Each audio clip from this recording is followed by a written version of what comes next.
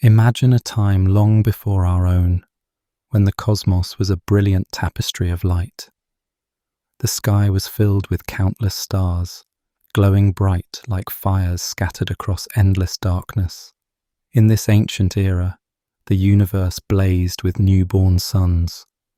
Galaxies swirled in graceful dance, each harboring trillions of these radiant beacons. It was a time of creation, of beginnings, when starlight suffused the night with warmth and wonder. Between these lights, vast clouds of gas glimmered with potential, like quiet nurseries from which new stars would emerge.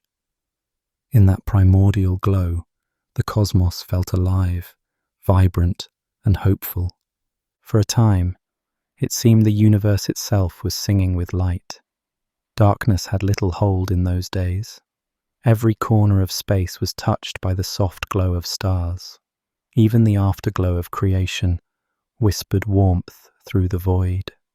Rivers of gas and dust caught this light too, shimmering like a distant sea of lanterns. From any vantage point, the sky would never be truly black. Instead, it was a gentle, everlasting twilight, lit by the fires of countless suns. The universe was singing with light, and everywhere one looked, the stars were awake. In those first eons, galaxies were abuzz with creation. Clouds of gas collapsed into new stars at a furious pace. Across the cosmos, stars were being born like sparks in a grand, eternal forge. Galaxies shone from edge to edge, as if each were lit by 1,000 lamps. Some galaxies were bursting with young stars, their arms swirling with vibrant colour. Each new star became another point of light, another note in the great cosmic symphony. From any planet or ship gliding through space, the sky would have been breathtaking, an endless panorama painted by the light of countless suns. It was truly a time of renewal, as if the universe itself kept relighting its lamps night after night. Even in that brilliant youth, time was steadily at work. The glow of creation did not imply permanence, for now, each night was as radiant as day. But in the great clock of the cosmos, days and nights always alternate. Long before the last star burns out, the universe would begin to change. Some stars already burned through their fuel and started to cool. Others quietly shifted, beginning the first steps toward transformation. The cosmos in its infancy was bright, but the tide of time would one day turn it all toward darkness. As the universe aged, its brilliant dawn slowly gave way to a quieter afternoon. In that earliest era, stars ignited like summer blooms in abundance, but eventually the raw material began to thin. Galaxies consumed vast rivers of gas, and the furious pace of star birth gently slowed. The heavens remained bright, but now each new star was a precious addition. No longer did new lights appear every instant. The cosmic blaze cooled to a steady simmer. The night sky, once ablaze with fresh suns, gradually dimmed as the firewood of hydrogen grew scarce. This transformation was so slow that any single lifetime would hardly notice. For generations, the skies would appear much the same as before. But in the grand tapestry of cosmic time, a difference would emerge. The night would slowly darken. In effect, the universe was experiencing a sunset so prolonged it felt almost eternal. Bright day gradually cooled into twilight, and twilight into night. Except this night was measured in millions and billions of years. If any people or creatures had lived then, their children would see almost identical skies, but over eons the stars' abundance would fade. By this stage, the universe, while still beautiful, had begun to mellow. Its brightest days were behind it. We would later realize that cosmic noon had passed, and a long twilight was ahead. The stars that once blazed with youthful fire would gradually age. Across the galaxies, the skies glowed softly, with fewer and fewer new stars joining the dance. Yet even so, those ancient fires still shone in the darkness, a testament to a universe that once burned so brightly. All across this young cosmos, light was everywhere. No matter where one journeyed, there were stars above and galaxies all around. Even the space between clusters was dotted with pinpoints of light, like an ocean filled with distant lighthouses. Any wanderer in those days would never find true emptiness. Every horizon was luminous.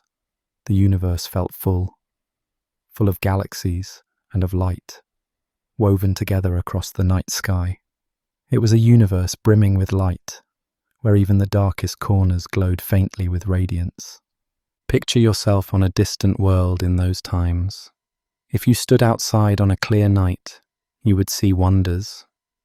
The Milky Way might appear as a blinding ribbon of light across the sky, and beyond it, the faint glow of other galaxies shimmering. In all directions you looked, the sky would sparkle with stars. It would be unlike any night we know today. The heavens themselves would seem aflame with light, brilliant and full of life. Even without a moon, the sky would have been far brighter than anything we know today. Those starlights would cast a gentle illumination on the world below, making every rock and mountain faintly glow under that cosmic canopy. Even the grandest structures shone with light. Galaxy clusters and superclusters glowed softly as a whole. The cosmic web, the vast filaments of galaxies and gas threading the universe, carried a gentle luminescence. From end to end, the night sky was filled with a subtle, ambient glow. It was as if the universe itself were woven from light. Everywhere one looked, there was brilliance. The whole cosmos felt like an endless city at night, every building aglow and no street left dark. This great era of light laid the groundwork for the stories that would follow. The dazzling dawn would gradually fade into a calmer age. Now the stage is set for the intimate stories of individual stars, how they burn, age, and fade. What we have seen so far is just the brilliant overture. Each star will have its own tale to tell, its own quiet twilight and gentle fading. The blaze of creation is receding now, and we are about to listen to those stories, one star at a time. When we look at the night sky today, we are seeing the universe's ancient past. The light from distant stars has travelled for millions of years to reach us. Some of the stars that sparkle now might have already burned out. Our eyes glimpse the old glow of a time long gone. In that way, our own sky is connected to the grand drama of light and darkness that played out since the dawn of stars. It reminds us that the heavens we see are a window to a time when the cosmos was younger and every star was new. Even our own planet is a product of those stellar days. Earth and everything on it were made from the remnants of ancient stars. The atoms in our bodies were forged in those first mighty furnaces of the cosmos. In a way, we carry a piece of that brilliant past within us. We are the latest chapter in a story that began when the universe was young and full of light. All around us, in every mountain and ocean and life form, lies the legacy of those vanished stars. During that vibrant era, galaxies were dynamic places. They merged and collided, stirring up new waves of starbirth. Each collision could ignite bursts of light as gas was squeezed into new stars. Some famous galaxies we see today, like our own, grew by swallowing smaller galaxies. So not only stars, but entire galaxies were forging their grandeur in light, building the universe we see now. Those events painted the sky with fireworks of star formation, dazzling beyond what we can imagine.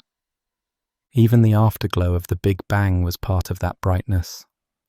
In the earliest cosmic epochs, the leftover radiation from the universe's birth still filled space with a faint glow. As stars ignited, their light joined this background, bathing the cosmos in light. Slowly, however, the afterglow cooled to a whisper, leaving starlight to dominate the sky. But for a while, it all blended into a gentle luminescence across the whole sky. If any form of life, or any watcher had existed at that epoch, they would never have known darkness at all. Night would have meant a dimmer glow rather than true black. The sky was alive with light. They would have called it a perpetual dawn, or the gentle glow of a cosmic fireplace. Even now, as we look back with telescopes, we see hints of that era. But nothing could match the fullness of the first cosmic morning, when the universe was drenched in light. Those brilliant first epochs of light set the stage for everything to follow. The galaxies were seeded, the building blocks of planets were created, and the story of cosmic evolution truly began. In the calm that followed, the embers of those early lights lingered, painting the sky with a soft glow. That glorious cosmic morning slowly gave way to the quieter universe we know today, and thus the great age of fire passed into memory, and the baton of light was handed off to individual stars, each set to burn its own story. In the vastness of space, each star has its own life, a gentle story, all its own. A star is like a quiet furnace, glowing with energy and warmth. Deep inside, at its core, hydrogen undergoes fusion to form helium, releasing the light and heat we see. For billions of years, this fusion keeps the star steady, balancing gravity and pressure. Our own sun, a middle-aged star, is about halfway through that process now. Each ray of sunlight that warms our Earth was born from those nuclear flames in the core. For that span of time, the star shines reliably, a guiding lantern in the night. Even the brightest star eventually uses up its fuel.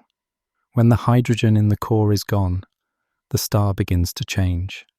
In many stars, the outer layers swell and cool. The star becomes much larger, with a reddish glow. For example, our sun will one day become a great red giant, so big that it may reach near the orbit of Earth. Its surface will be cool and red, but deep inside the core, it will burn hotter and fuse heavier elements. Eventually, it will lose its outer layers and leave behind a dense core. That core remains intensely hot and shines brightly, at least for a while, before it too gradually dims to darkness. In effect, each star lights a second fire inside when the first fuel is gone, then quietly transitions to an old, cooling ember. Not all stars live the same length of time. A star's lifespan is tied to its size and mass. Larger, heavier stars burn through their fuel much faster, shining brightly but briefly. By contrast, small stars burn their fuel very slowly. Think of it like a bonfire versus a candle. The big bonfire roars fiercely, but fades in an instant, while the little candle barely flickers and lasts for ages.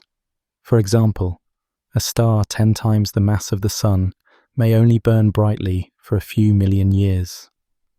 Meanwhile, smaller stars have such a slow burn that they can endure for trillions of years. By comparison, our Sun will shine for about 10 billion years total. It is the star's mass that decides whether it will live fast and die young, or burn slowly and age with grace. This principle shapes the fate of every star, from the brightest giants to the most modest dwarfs. When the hydrogen fuel in a star's core is used up, its center begins to collapse under gravity. This collapse heats the core tremendously. In many stars, the core becomes hot enough to fuse helium into heavier elements like carbon. During this helium burning phase, the star shines even more brightly for a time, even though its surface may still be cooler and red in color. For example, our own sun will burn helium for only about 100 million years, a fleeting blaze compared to its main act. Eventually, the star's last usable fuel is also exhausted. If the star is not massive enough to fuse beyond carbon and oxygen, its core simply shrinks and cools. The outer layers drift away into space, forming a glowing shell of gas known as a nebula. What remains is a white-hot core, a white dwarf, slowly cooling over eons. A few of the largest stars live fast and end in spectacular fashion. These titans consume fuel ever faster, building heavy elements like iron in their core. When they finally collapse, the result can be a cataclysmic explosion. For a brief instant, a dying star can blaze brighter than an entire galaxy. But even that fierce outburst is a single moment in time. Afterward, what is left is just a dense, dark remnant. We will return to such stories later, but for now, we focus on the quieter fates of most stars. In the end, whether shining like a young torch or a flickering candle, every star follows the same basic journey. It burns through its fuel, changes form, and finally dims. Through these immense spans of time, stars may shine and evolve in many ways, but they all eventually exhaust their light. Even in the silence of space, the last light of each star slowly goes out. Their hands move inexorably across the clock of the cosmos. Each star lives on its own timetable, painting its chapter in light and then fading into quiet. Our own sun is currently about middle-aged. It has been shining steadily for around 5 billion years and will continue doing so for several more. In human terms, this is beyond imagination. But for our sun, it is routine. Over the next few billion years, it will remain a stable yellow star. Only in the distant future will it begin its transformation into a red giant. For us living now, it seems eternal, but its glow will not last forever. Think of it. In a few billion years, Earth's sky may have a much larger, redder sun, and eventually no sun at all.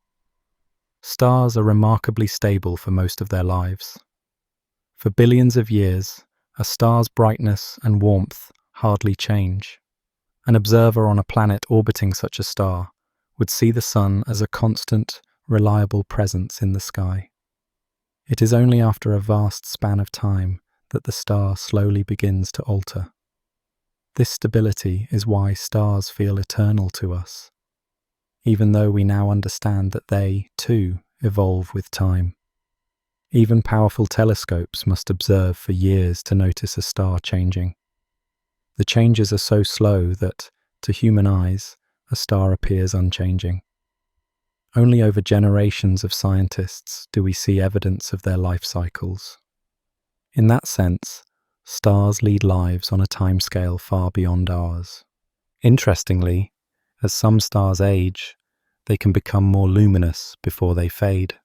For example, when a star expands into a red giant, its luminosity can increase dramatically. Our sun, for instance, will become much brighter as a red giant before eventually dimming. So the story isn't always dimming. There can be a late surge of light as a star burns its last fuels. This burst of brilliance is relatively short-lived, however, just a brief final flourish on a star's timeline. And when that flourish passes, the star quietly moves toward darkness. Each star thus serves as a cosmic clock, ticking away the eons. Their lives map out the chronology of the universe. Watching the sky is like watching time flow. Every star we see, and every star we do not, contributes to the grand timeline of cosmic history. As the eons stretch on, a special kind of star takes center stage. Most of the once bright stars have already dimmed and died. The light they gave off has long since faded. At this point, the sky is no longer ruled by bright suns. Instead, humble red dwarfs hold sway. These small, dim stars burn their hydrogen fuel at a pace that is almost glacial. In fact, when everything else is dark, these red dwarfs will still be glowing softly.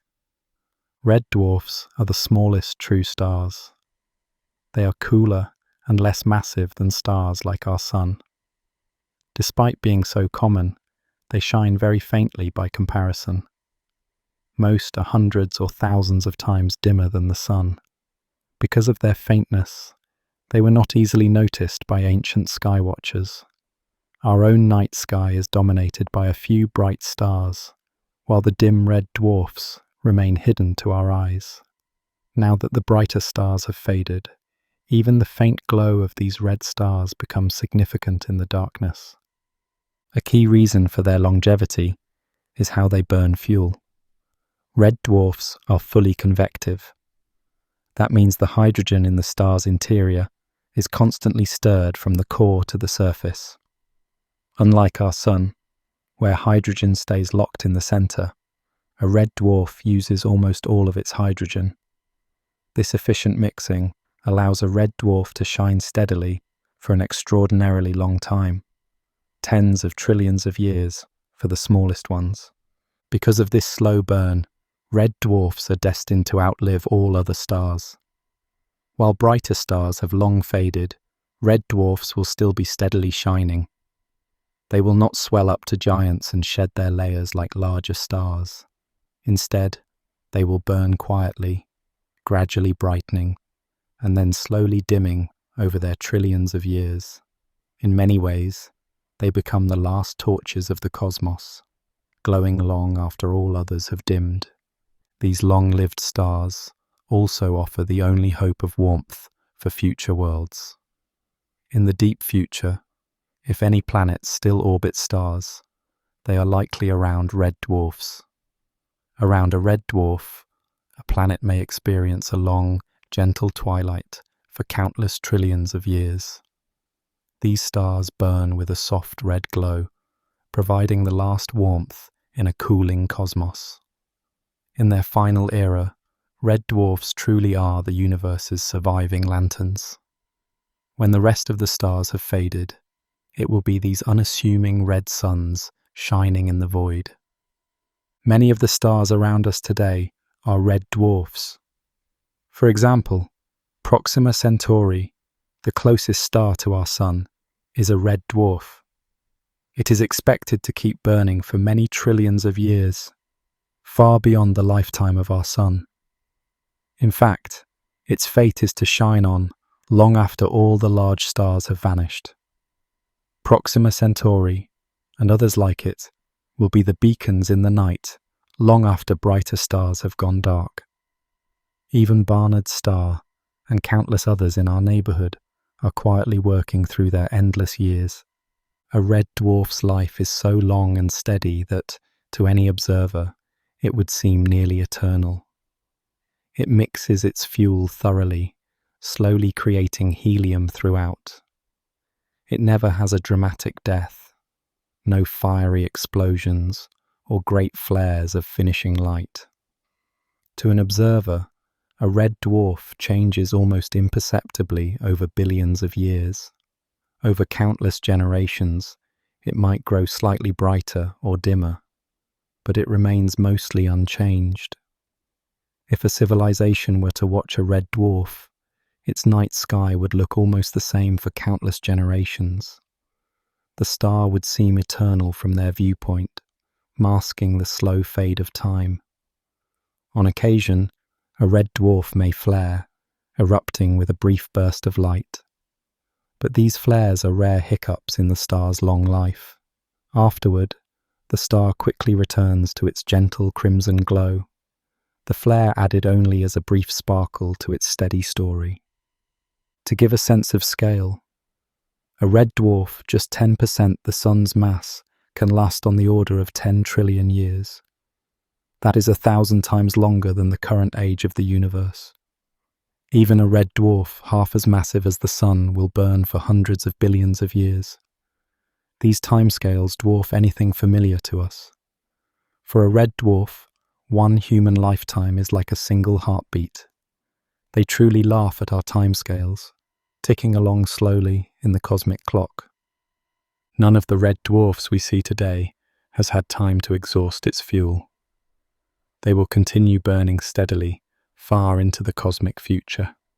All that we have described, their patient glow, their gentle dusk, is a promise far ahead in time, beyond what any human could experience. For now, these humble stars still burn, waiting patiently for the universe to grow old. And when at last even they have used up their fuel, the universe will enter a new, darker age. In the later chapters of stellar evolution, we meet another kind of remnant, the white dwarf. When a star like the Sun exhausts its fuel and sheds its outer layers, what is left behind is a white dwarf. It is the very hot core of the former star, now exposed to space. Though small in size, about the diameter of Earth, a white dwarf can be extremely hot, glowing with residual heat from the star's earlier life. At first, it may shine intensely white, or even blue-white, with surface temperatures of tens of thousands of degrees. However, it has no internal furnace left. It will slowly cool and fade over time, a lone ember in the cosmic night. White dwarfs are incredibly dense. The entire star's mass is packed into a volume similar to Earth's size. 1 teaspoon of white dwarf material would weigh as much as a mountain on Earth. Yet, being supported by electron pressure, they resist further collapse. All a white dwarf does is sit and radiate away its leftover heat. In that sense, they are stable. Unlike stars, they do not burn fuel or change. They simply cool. You might think of a white dwarf as a glowing coal or ember of a fire long past. It has no fire inside it anymore, but it still radiates heat. Over time, its light will grow fainter and redder, just like a cooling ember. This cooling takes an incredibly long time. Even after billions of years, a white dwarf can still be warm and dimly glowing. Newly formed white dwarfs can be surprisingly bright. With temperatures of hundreds of thousands of degrees, they can shine with tens or even hundreds of times the Sun's luminosity at first. However, because their area is tiny, they lose heat quickly by cosmic standards. Over a few million years, they dim dramatically. Even so, they remain visible for very long after that initial phase. In fact, after about a few billion years, their luminosity might be comparable to a dim red star, and after tens of billions of years, they would glow red as cool embers. Even now, in our 13 billion-year-old universe, we have not seen any true black dwarf yet. The cold end state of a white dwarf. The oldest white dwarfs we observe have cooled to only a few thousand degrees, still glowing, and they will take many more billions of years to fade further. In our universe's lifetime so far, a white dwarf has not yet gone completely dark. There are many white dwarfs out there. For example, Sirius B, the companion to the bright star Sirius, is one. It is a white dwarf about as massive as the Sun, but as small as Earth, and it still shines with a brilliant white light from its intense heat. Procyon B, the faint companion to the star Procyon, is another nearby example. In distant star clusters, dozens of white dwarfs have been identified, each a tiny beacon of a star that once was. These observations allow astronomers to measure the ages of star clusters by how cool the white dwarfs are. Each white dwarf is a relic of a star long past, glowing softly in the dark. As a white dwarf cools over billions of years, something magical can happen. Its core may crystallize. The atoms lock into a crystal lattice, and the star effectively turns into a gigantic diamond. In fact, some astronomers have speculated that cooled white dwarfs could be the largest diamonds in the universe. This transformation happens deep inside as the white dwarf grows cold, an incredible end to a once fiery life. Even our sun, in its final fate, will become a white dwarf. By the time it does so, the inner planets will likely have been scorched or engulfed when the sun expanded into a red giant. Mercury and Venus will have burned away, and Earth may be pushed to frozen orbit. All that will remain is a white-hot sun remnant shining faintly, perhaps orbited by distant frozen worlds. The solar system will be quiet. Eventually, that white dwarf will cool and fade, becoming a faint, cold ember in the cosmic night. White dwarfs populate our galaxy in vast numbers.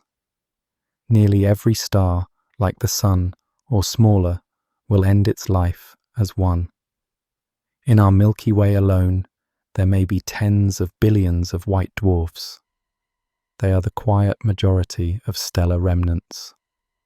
Many glow so faintly that they can be seen only with telescopes, yet they silently fill the galaxy. They are the end point for roughly 97% of all stars, and in a very old universe, white dwarfs would outnumber main sequence stars by a large margin. In rare cases, a white dwarf can encounter another star and gather material. If enough material falls onto the white dwarf, it could reignite and explode in a brilliant flash known as a Type 1 supernova. For a brief moment, it might outshine its entire galaxy. However, such dramatic events are exceptional and violent. Our quiet narrative focuses on the more common fate: stars ending their lives as gentle embers, not cataclysmic fireworks. We have now come to the final act of this cosmic play. Even the white dwarfs will eventually go out. At last, after an eternity, the last embers of starlight are extinguished. What remains are the black dwarfs, hypothetical ghosts of stars. These are dead stellar cores that have cooled completely, no longer glowing at any color. Each white dwarf has faded into invisibility.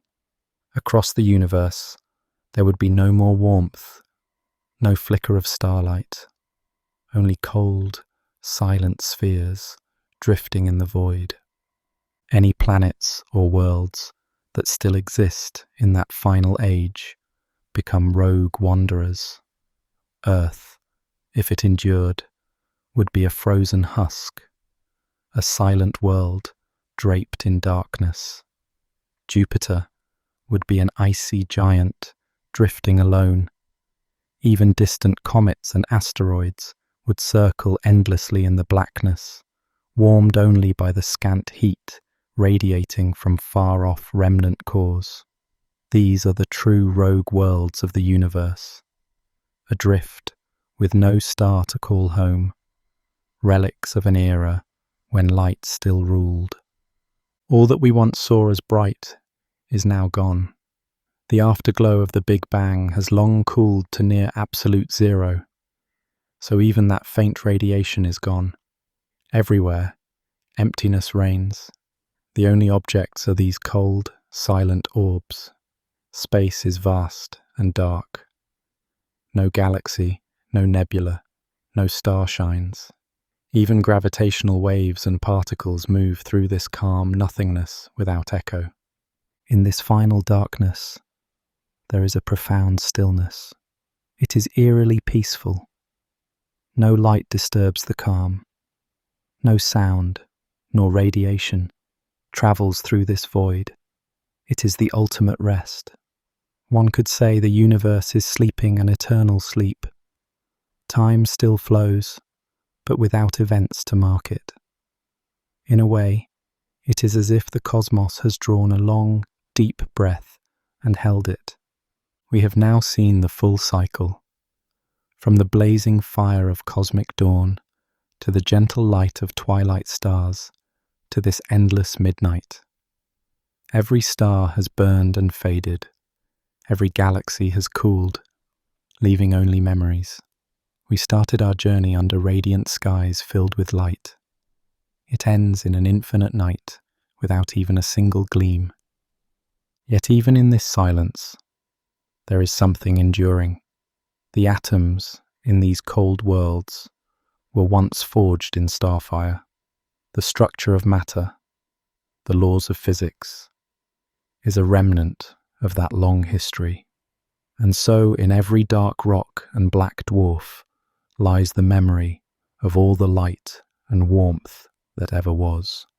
Perhaps in that last silence there is a quiet comfort, the peaceful end of the great story. And from our small perspective, we carry in ourselves a trace of that story. Every cell of our body was built in those ancient furnaces of stars. Though the universe now sleeps in darkness, we remember it burning once. And so, in the hush of the final night, the tale of the cosmos comes full circle. The sky is empty, and the chapters of light have closed. All that remains is eternal stillness and the faint echo of brilliance that once was. Imagine the universe as a vast cosmic symphony, with galaxies as individual instruments playing over billions of years. Each galaxy is a brilliant island of stars, floating in a dark ocean of space. Today, the Milky Way shares its local group with neighbours like Andromeda, bound together by gravity. But over unimaginable ages, a mysterious force called dark energy drives space to expand ever faster. This expansion stretches the distance between unbound galaxies, pulling them apart until the universe looks emptier. In time, each galaxy slips beyond its neighbours' horizons, becoming a lonely island in an endless cosmic sea. Over the eons, our local cosmic neighbourhood itself will undergo dramatic change. In just a few billion years, the Milky Way and Andromeda will collide and merge into a single, larger galaxy. Smaller galaxies in our group will gradually join in, forming a giant elliptical galaxy, sometimes nicknamed Milkomeda.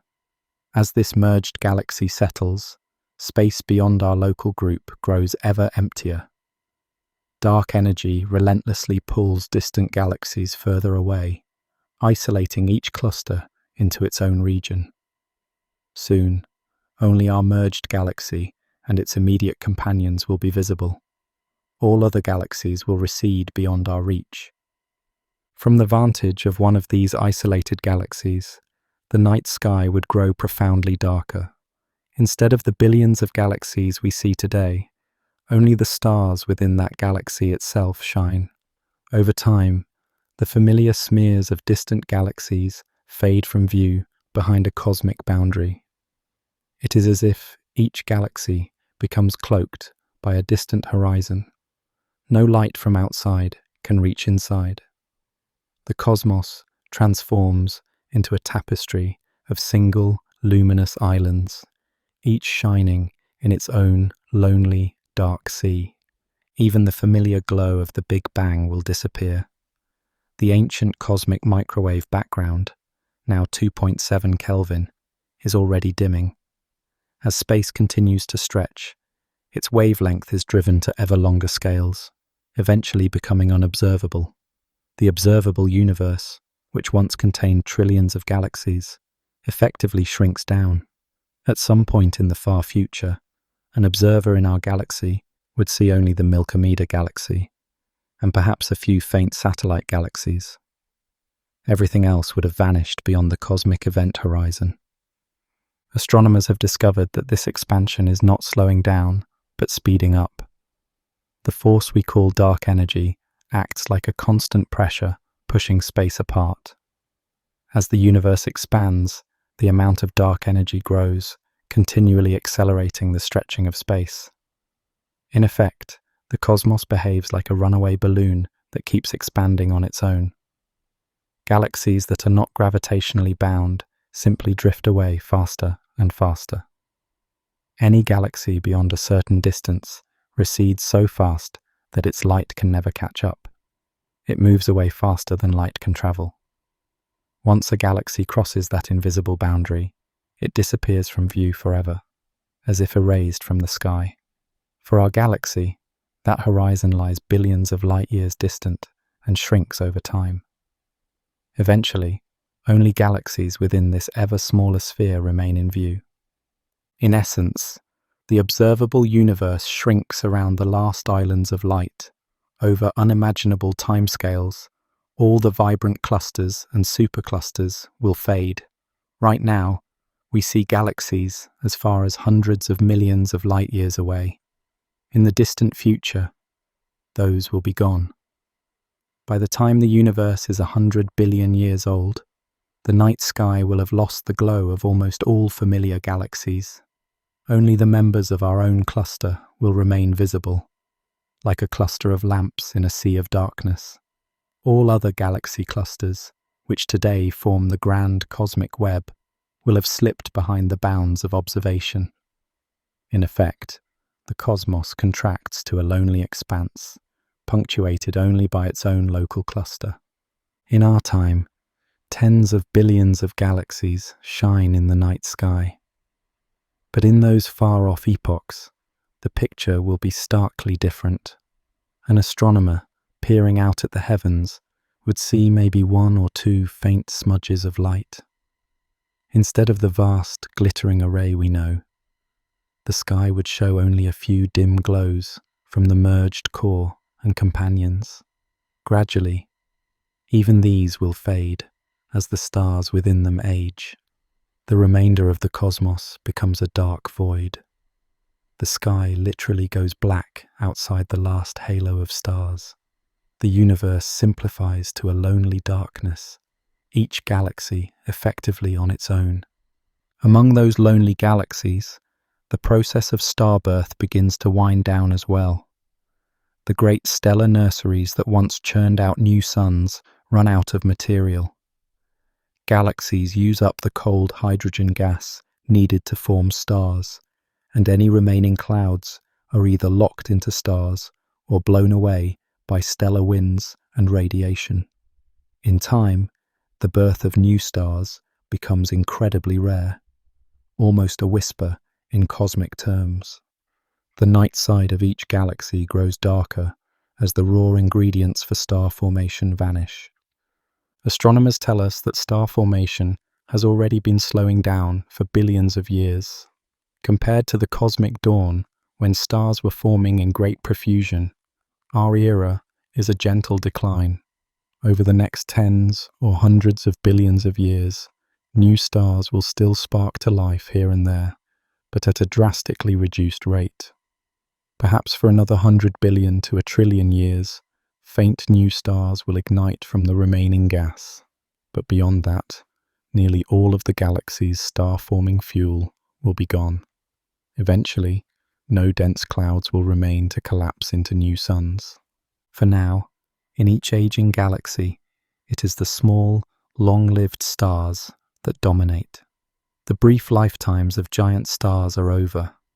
The massive blue ones have long since exhausted their fuel. What remains are the dim red dwarfs, which consume their hydrogen so slowly that they can shine for tens of trillions of years before ending.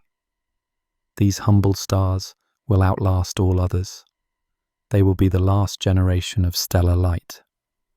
When blue-white giants vanish, and even ordinary stars like our sun have burnt out, the galaxy will be filled with these faint red suns still glowing with heat. Among the debris are also countless brown dwarfs, objects too small to ever shine as true stars.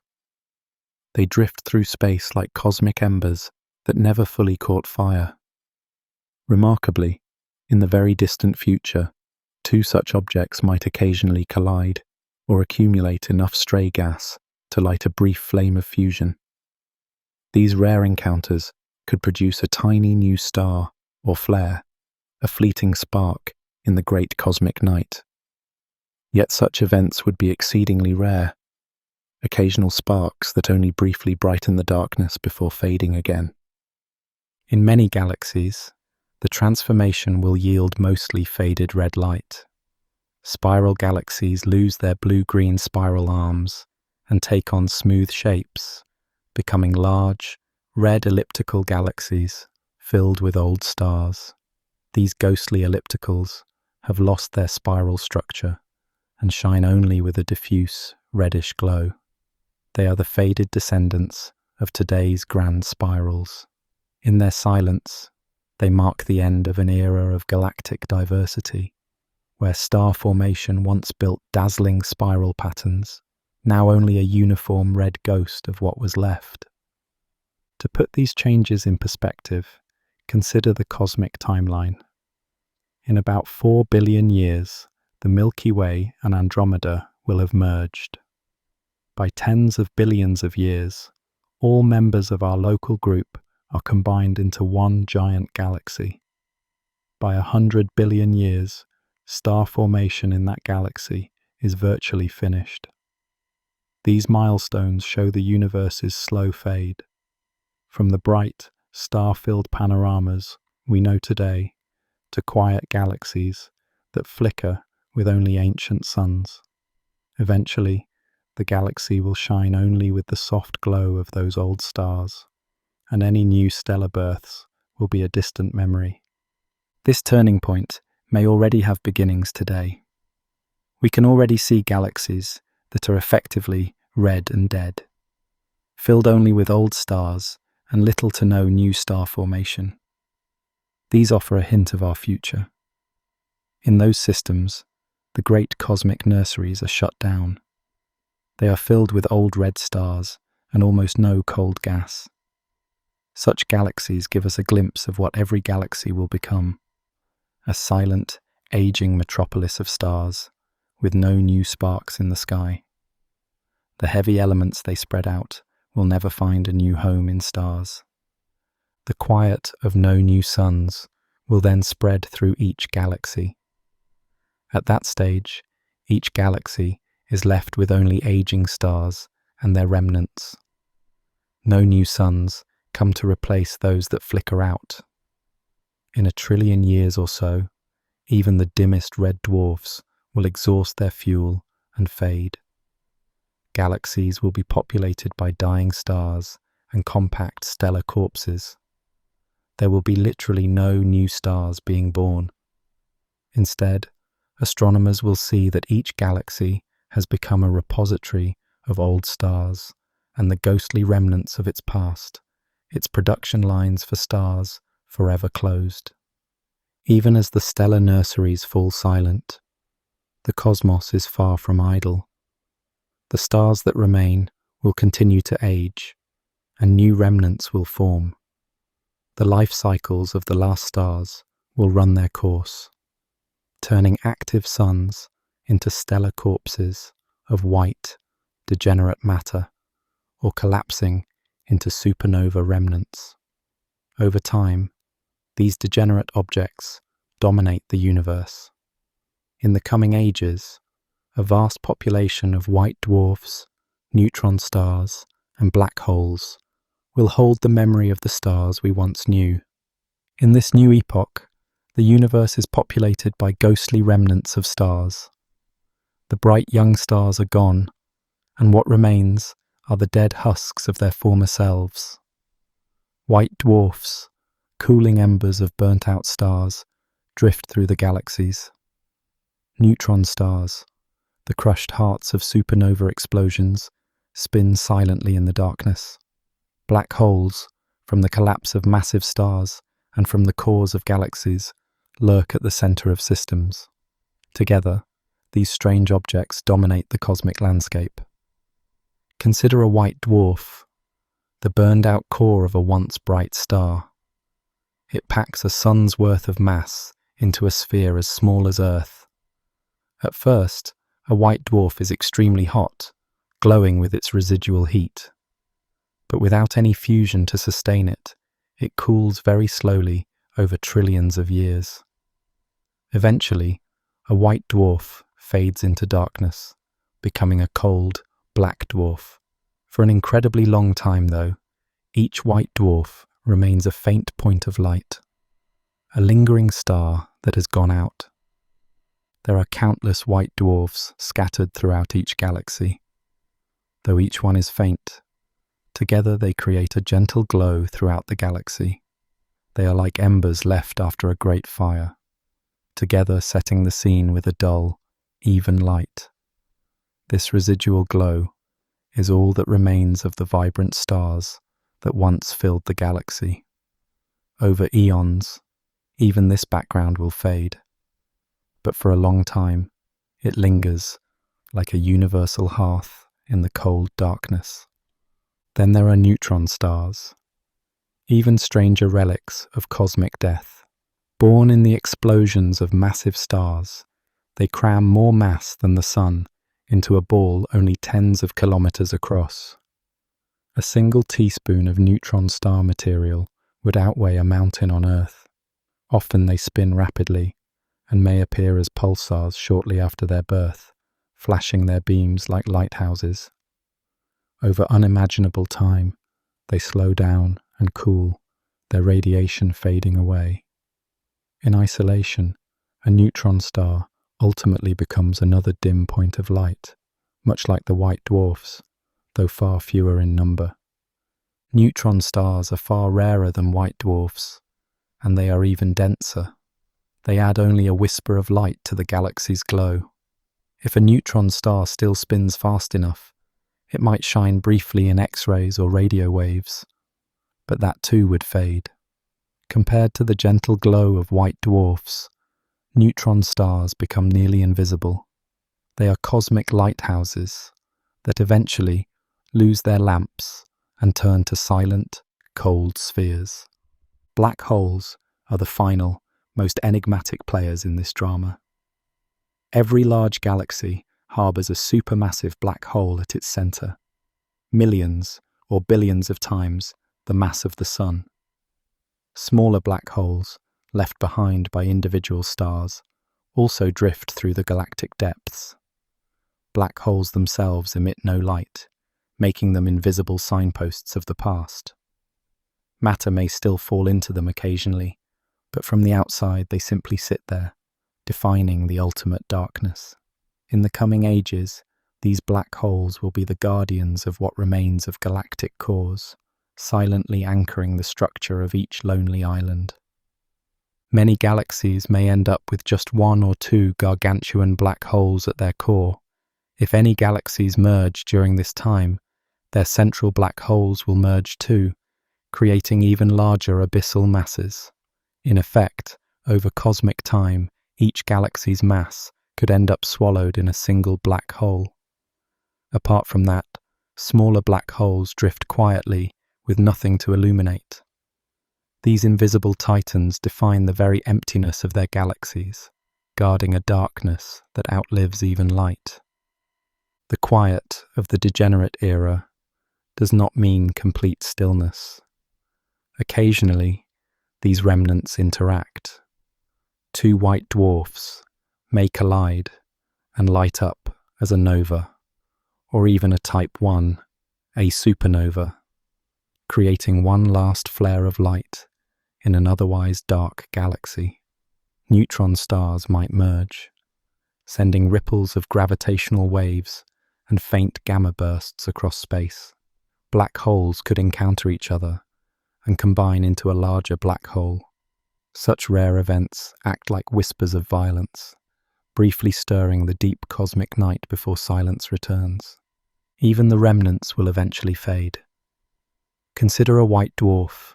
Its surface gravity is tens of thousands of times Earth's gravity, but it quietly endures, glowing with leftover heat. Over time, even trillions of years, it cools to a faint infrared glow. For ages, it is the last hearth of light in its corner of the cosmos. Neutron stars may start as pulsars, beaming radiation with rapid spin. But without new fuel, they slow down. Eventually their rotation and magnetism wane, and they too become silent, cold spheres drifting through the galaxy. Black holes, the ultimate survivors, have no mechanism to vanish except an incredibly slow Hawking radiation process, so they continue to gather any remaining mass. In a sense, each black hole becomes the last object left standing. Eventually, even these final objects will fade away, but their end is an eternity ahead. Even planets become casualties of this cosmic decay. Without bright stars to anchor them, any surviving world drifts as an orphan. Many planets were already flung away or eaten by expanding stars.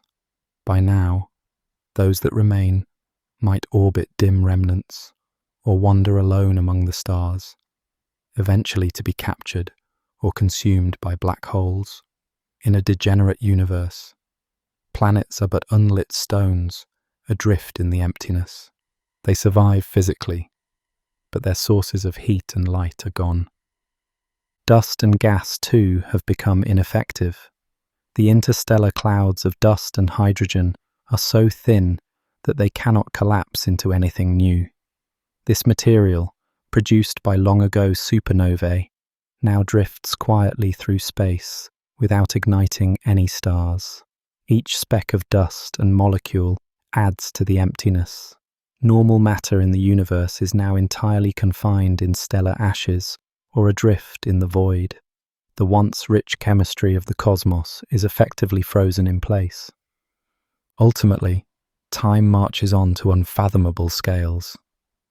By around 10 to the 15th power years from now, even white dwarfs will have cooled into black dwarfs, frigid lumps of carbon and oxygen. At that point, no normal star or remnant emits any light in a galaxy. Each galaxy will appear completely dark, with only the gravitational outline of stars hinting at its past. This marks the true end of a galaxy's visible life. From then on, a galaxy is literally a beacon of darkness drifting in an eternal night. Once star formation is finished, each galaxy is left with only aging stars and remnants. No new suns come to take the place of those that fade. Eventually, even the most distant stars we see will be ones born many trillions of years earlier. The universe's light, then, is simply the fading glow of these ancient suns. In time, the cosmos enters the so-called degenerate era, a period dominated by stellar relics. In the eons that follow, the story of the stars is complete, and an even more dramatic transformation may await the very building blocks of matter. Protons, the components of atomic nuclei, appear immortal to us, but some theories suggest they might one day decay into lighter particles. If protons indeed decay, it would mean that matter itself is not eternal. In such a scenario, the hydrogen in stars, the iron in planets, and all baryonic matter would slowly dissolve. This potential decay involves transforming a proton into particles like a positron and neutrinos. Each decay event would release a small burst of energy as gamma rays and particles, but it takes an incredibly long time. Physicists have built enormous underground detectors to catch even one such decay. But so far, all remain silent. They search for the telltale signal. For example, a proton turning into a positron and a neutral pion, which quickly becomes gamma rays. So far, no flashes have been seen. These experiments tell us that if protons do decay, their lifetime must be longer than 1,000 trillion times the current age of the universe. Even if protons decay at this near impossible rate, given enough time, the effect is total. Every atom would eventually disappear. The theoretical framework is striking. In some grand unified theories of physics, protons' decay is a natural prediction. These theories posit that at extremely high energies, the fundamental forces unify, allowing processes that violate what we now consider sacred conservation laws. In such models, the proton, made of quarks, can transform into lighter particles. The heavy particles that mediate this transformation are so massive that the process is exceedingly rare, but not impossible. If it happens, protons do not live forever. Were proton decay to occur, what remains? Picture this.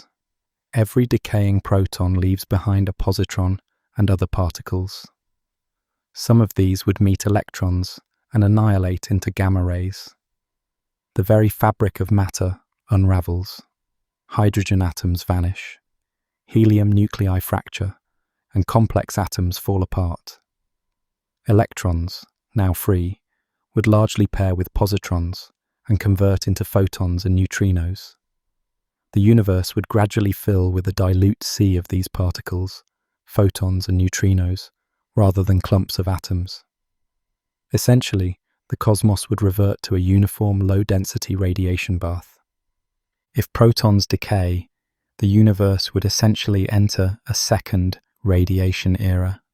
All the familiar clumps of matter would dissolve into a diffuse sea of energy. The cosmic density would be dominated by photons and neutrinos once again. It is a profound shift from a matter-filled cosmos to one ruled by light and radiation. This would be a strange symmetry in time, echoing the early universe's own radiation domination.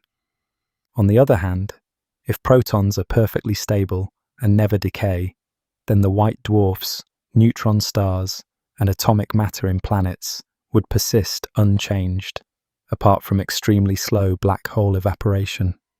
Even in that case, however, the fate is similarly dark. There would be no new structures or life. The universe would simply coast on into an unchanging cold phase. Whether matter disintegrates or not, the end result is a cosmos emptied of structure, filled only with a nearly uniform sea of radiation and elementary particles. In either outcome, we reach the same basic picture: a universe of darkness and cold. After the last stars have burned out, space itself continues to expand, carrying away any leftover heat. The cosmic microwave background, once 2.7 Kelvin, already dim, cools relentlessly toward absolute zero. Even the remnant black holes emit only the tiniest trickle of Hawking radiation, an energy so feeble it barely raises the temperature of empty space. All processes slow to a halt. Entropy reaches its maximum. The universe is in thermal equilibrium at an unimaginably low temperature. In this final scene, the cosmos is a deep emptiness of uniform temperature. No useful energy gradients remain anywhere. This is truly the heat death of the universe. Energy is spread so thinly that no work can be extracted. What little radiation exists is spread out and cold. Starlight, galaxies, all structures are gone, leaving a silent void. Even dark energy, the force that drove expansion, offers no warmth. It simply stretches space apart. By this time, its effect is only to ensure nothing can ever come together again. In practical terms, dark energy has become a background hum, with no observable consequence except to keep the universe in constant expansion. Even in this perfect void, the fabric of quantum physics persists. Empty space is not completely empty. Fleeting quantum fluctuations cause virtual particles to pop in and out of existence on tiny scales. In theory, an extremely rare fluctuation might even produce a small pocket of new structure, a kind of phantom oasis. However, the odds of that happening are so low that it is unlikely to change the fate of the cosmos. In practice, the universe remains empty and cold, undisturbed, except for the faintest quantum whisper. The cosmic neutrino background, the sea of ghostly particles left over from the Big Bang, also drifts at near-zero energies. Even now, these neutrinos barely interact with anything. By this far future, they are practically motionless, adding nothing to the heat of the universe. A faint background of primordial gravitational waves, if it exists, has been stretched to enormous wavelengths by expansion. Like gentle ripples in an abyss, they too contribute nothing. All that remains is an infinite quiet. Indeed, in this frozen universe, the passage of time becomes almost meaningless. Without any events or processes, 1,000 years is as inconsequential as 1,000,000. The cosmos is in a standstill, as if the very clock of time itself has been stopped. For any hypothetical observer, there is now nothing left to explore. No galaxies, no stars, no life, no change. All galaxies, stars, and life are gone. Even the fastest spacecraft would find only endless dark emptiness. The final lights of the cosmos have faded, and what is left is the ultimate calm of absolute emptiness. Yet the journey of the universe continues beyond our imagining. In the profound darkness, with time stretching on, the universe drifts into an even deeper unknown. The story is not quite over, but it has reached a point of such tranquility that nothing stirring in it can be discerned. The cosmos has been drawn into uniformity, with every region at near absolute zero. It is the ultimate stillness, a silent testimony to the ebb and flow of everything that once was, carrying us onward into the eternal night. As the universe settles into its far future, the last stars and galaxies have long since vanished. In the cosmic darkness, only the enormous black holes remain. These titanic objects, born from the collapse of galaxies and stars, now wander silently through an empty void. They are the sole rulers of a universe stripped of ordinary matter. The black holes drift slowly, isolated and colossal, each one a solitary giant in a sea of nothingness. No stars shine to mark their presence. No gas glows around them. In this vast, cold emptiness, each black hole stands like a dark island in a void. Over unimaginable spans of time, these black holes continue to define the cosmos. The intense gravity of each hole still warps spacetime around it, but without luminous matter, there is nothing to see. Occasionally, a stray particle or a bit of gas may drift near enough to a hole to be drawn in and swallowed. These infrequent meals are nothing like the blazing fireworks of past eons. Instead, they are tiny scraps of matter spiraling quietly into oblivion. When that happens, the black hole briefly flickers with a faint flash of radiation, a tiny beacon in the darkness, but it is gone almost as soon as it appears. Otherwise, the black holes sit in silence, cold and dark. Even as the cosmos around them stretches ever emptier, the black holes themselves endure. Space between them expands under dark energy, isolating each hole from the others. Within the last gravitationally bound clusters, black holes may still slowly move and merge, but mostly they are alone. Over eons, smaller black holes get swallowed by larger ones, leaving behind only the true titans, those millions or billions of times more massive than the Sun. In effect, each surviving black hole becomes its own universe, isolated by the cosmic expansion. There are no more galaxies or stars to light the way. To an observer, if any existed, floating in this epoch, the sky would be endlessly black. The curvature of spacetime around each hole has no visible sign to betray it. Space itself would seem flat and empty except for the gravitational pull that draws in any nearby matter. In this silent age, black holes can be thought of as ancient crypts of light. Each contains within it all the mass of the stars and galaxies that once surrounded it, now locked behind the event horizon. One might imagine them as monuments to the universe's history. Inside each hole is the secret of everything it ever consumed. Were one to approach a hole closely, one would sense only its gravity and that very slight warping of space. No light escapes. The black hole's surface would appear completely dark. Thus, these giants serve as the sole survivors of cosmic history, relics of brilliant eras now finished. Primordial black holes, hypothetical tiny holes formed in the earliest moments of the universe, would have all evaporated long ago. By now, the only black holes left are those born in stars and galaxies, grown over cosmic time. Even they cannot last forever. The laws of physics decree that nothing, not even a black hole, is truly eternal. Over unfathomable ages, another process begins to act on them. For countless trillions of years, the black holes have feasted on any stray matter and waited. Yet even as they grow ever more massive, a subtle effect from quantum physics starts to take its toll. In the emptiness around a black hole, the quantum vacuum is never truly still. Particle-antiparticle pairs are constantly flickering into and out of existence, even in what seems like empty space.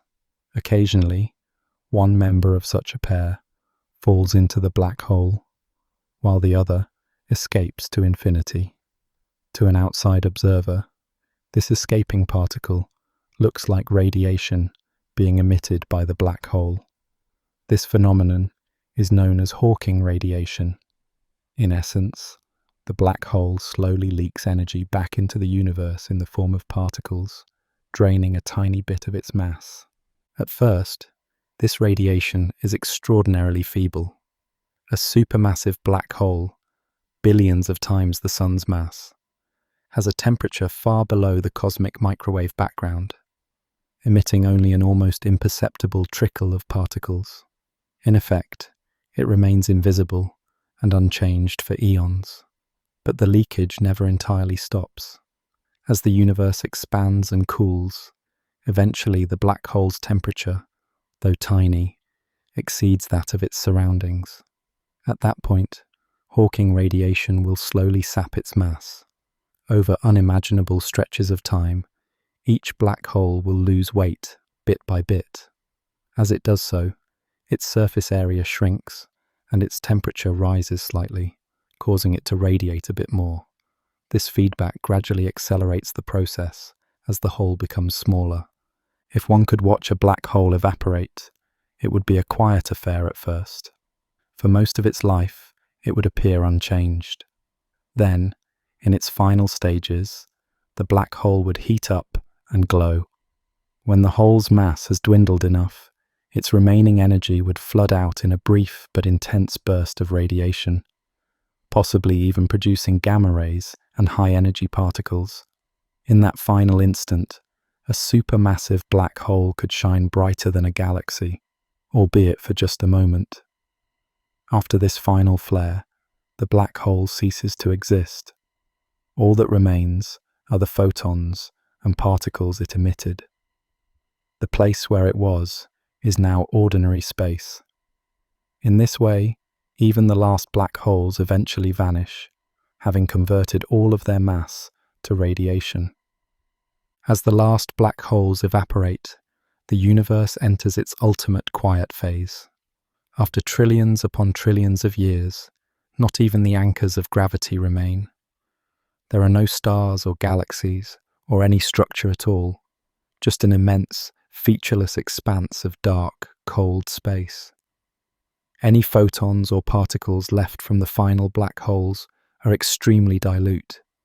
Their energies have been redshifted to near zero by cosmic expansion. The whole cosmos becomes uniformly dark and cold. The temperature of this remnant radiation approaches absolute zero. With no gradients or fluctuations, the universe is now in thermodynamic equilibrium at maximum entropy. There is no heat flow, no energy to do work, nothing to stir any change. In other words, the cosmos has reached its heat death. In this empty universe, time seems to stand still. There are no events to mark its passage. The very idea of a day or a year has lost meaning. Space is utterly uniform. An observer, if any could exist, would see the same dark emptiness in every direction. The only motion might be the endless, accelerating expansion of space itself, driven by whatever dark energy remains. But this expansion is inconsequential in practice. It simply makes the void even emptier. Even quantum effects, like random vacuum fluctuations, become virtually irrelevant. The physical laws still hold in principle, but they operate on a canvas that contains almost no information or substance. All that was structure and complexity has faded into silence. Thus, the universe, in its far future, is a deep, cosmic winter, absolutely dark and still. The story of stars, galaxies, and even black holes is over. What remains is the silent afterglow of everything that came before. There is no final fireworks, no grand finale, only this endless quiet, this eternal night. Even so, the cosmos endures, governed by the same fundamental laws. In this ultimate stillness, the universe holds its breath, quiet and vast, awaiting whatever mysteries of physics may still lie beyond our understanding. The warmth of stars and the chill of the void create the vital gradients that power the universe's engines. In everyday life, we see how temperature differences allow work. A kettle of boiling water steams into cold air, driving steam engines. The sun's heat radiating into the coldness of space sustains life on Earth. Wind carries the warmth of the tropics toward colder poles, powering storms and currents. These gradients between hot and cold are like giant batteries for the cosmos. But if entropy smooths everything out, these batteries run flat. Imagine each star and hot region as a glowing ember. With no colder surroundings to take its heat, even that ember could no longer warm anything. It would simply coast along at the same temperature as its empty neighborhood. Long before the word entropy existed, people noticed that some processes only run one way. By the 1800s, scientists studying steam engines and heat transfer realized that hot objects cool down, but never heat up by themselves. They introduced entropy as a concept to capture this one-way behavior. Pioneers like Clausius and Boltzmann gave it a mathematical form, linking the irreversibility they observed to a deep underlying law. This scientific insight laid the groundwork for understanding time's arrow. The one-way flow from hot to cold, from order to disorder, embedded in the very fabric of physics. When the universe was young and energetic, it brimmed with sharp contrasts.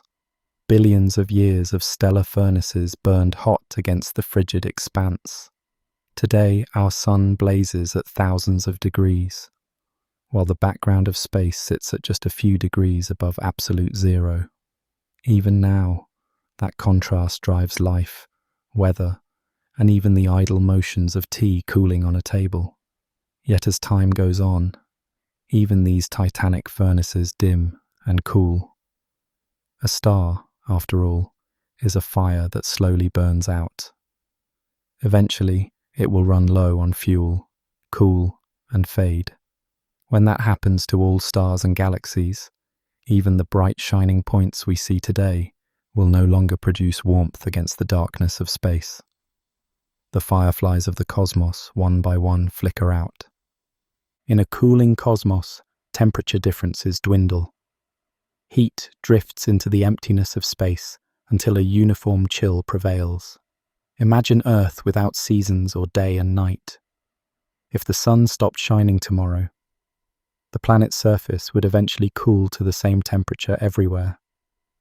In the far future, the universe itself will be like that. One vast grey twilight. No warmth against cold, no light against darkness.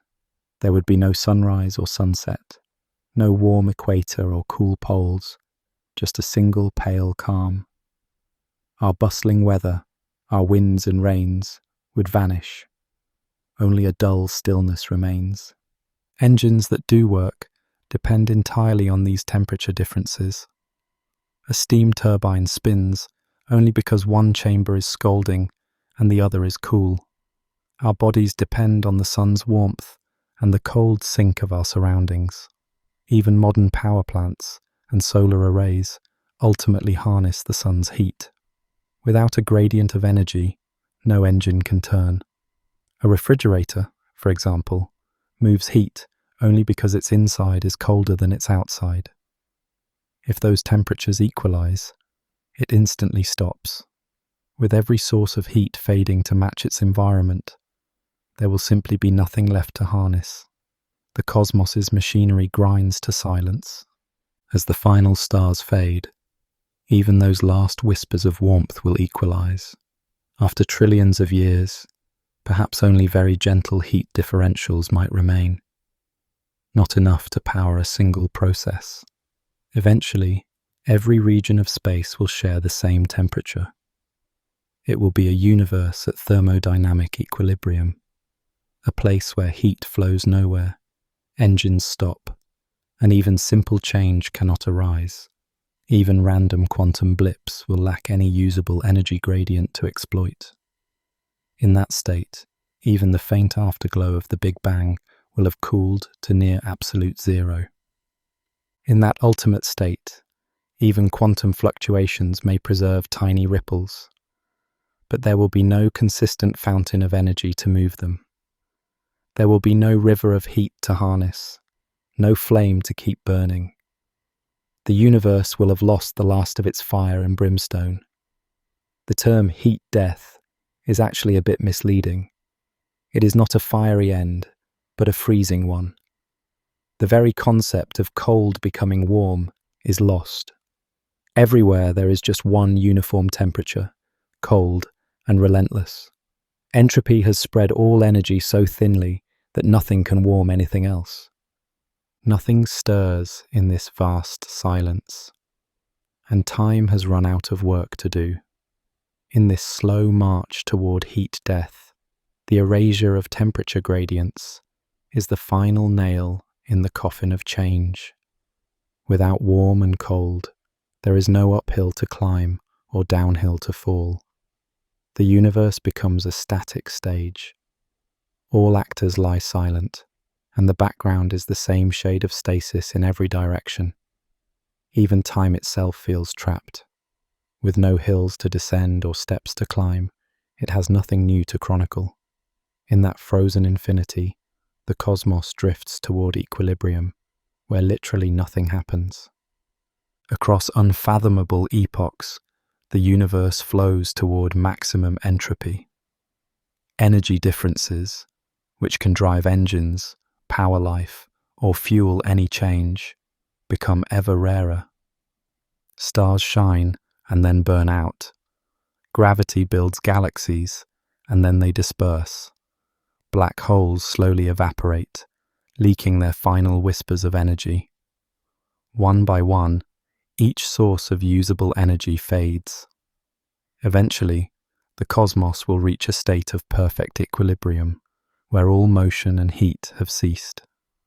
In that distant era, without any differences to exploit, the universe will be unchanging from one moment to the next. Every degree, every joule, will be evenly spread out in a silent void. This is the chilling outcome of entropy's march. sometimes called the heat death of the universe.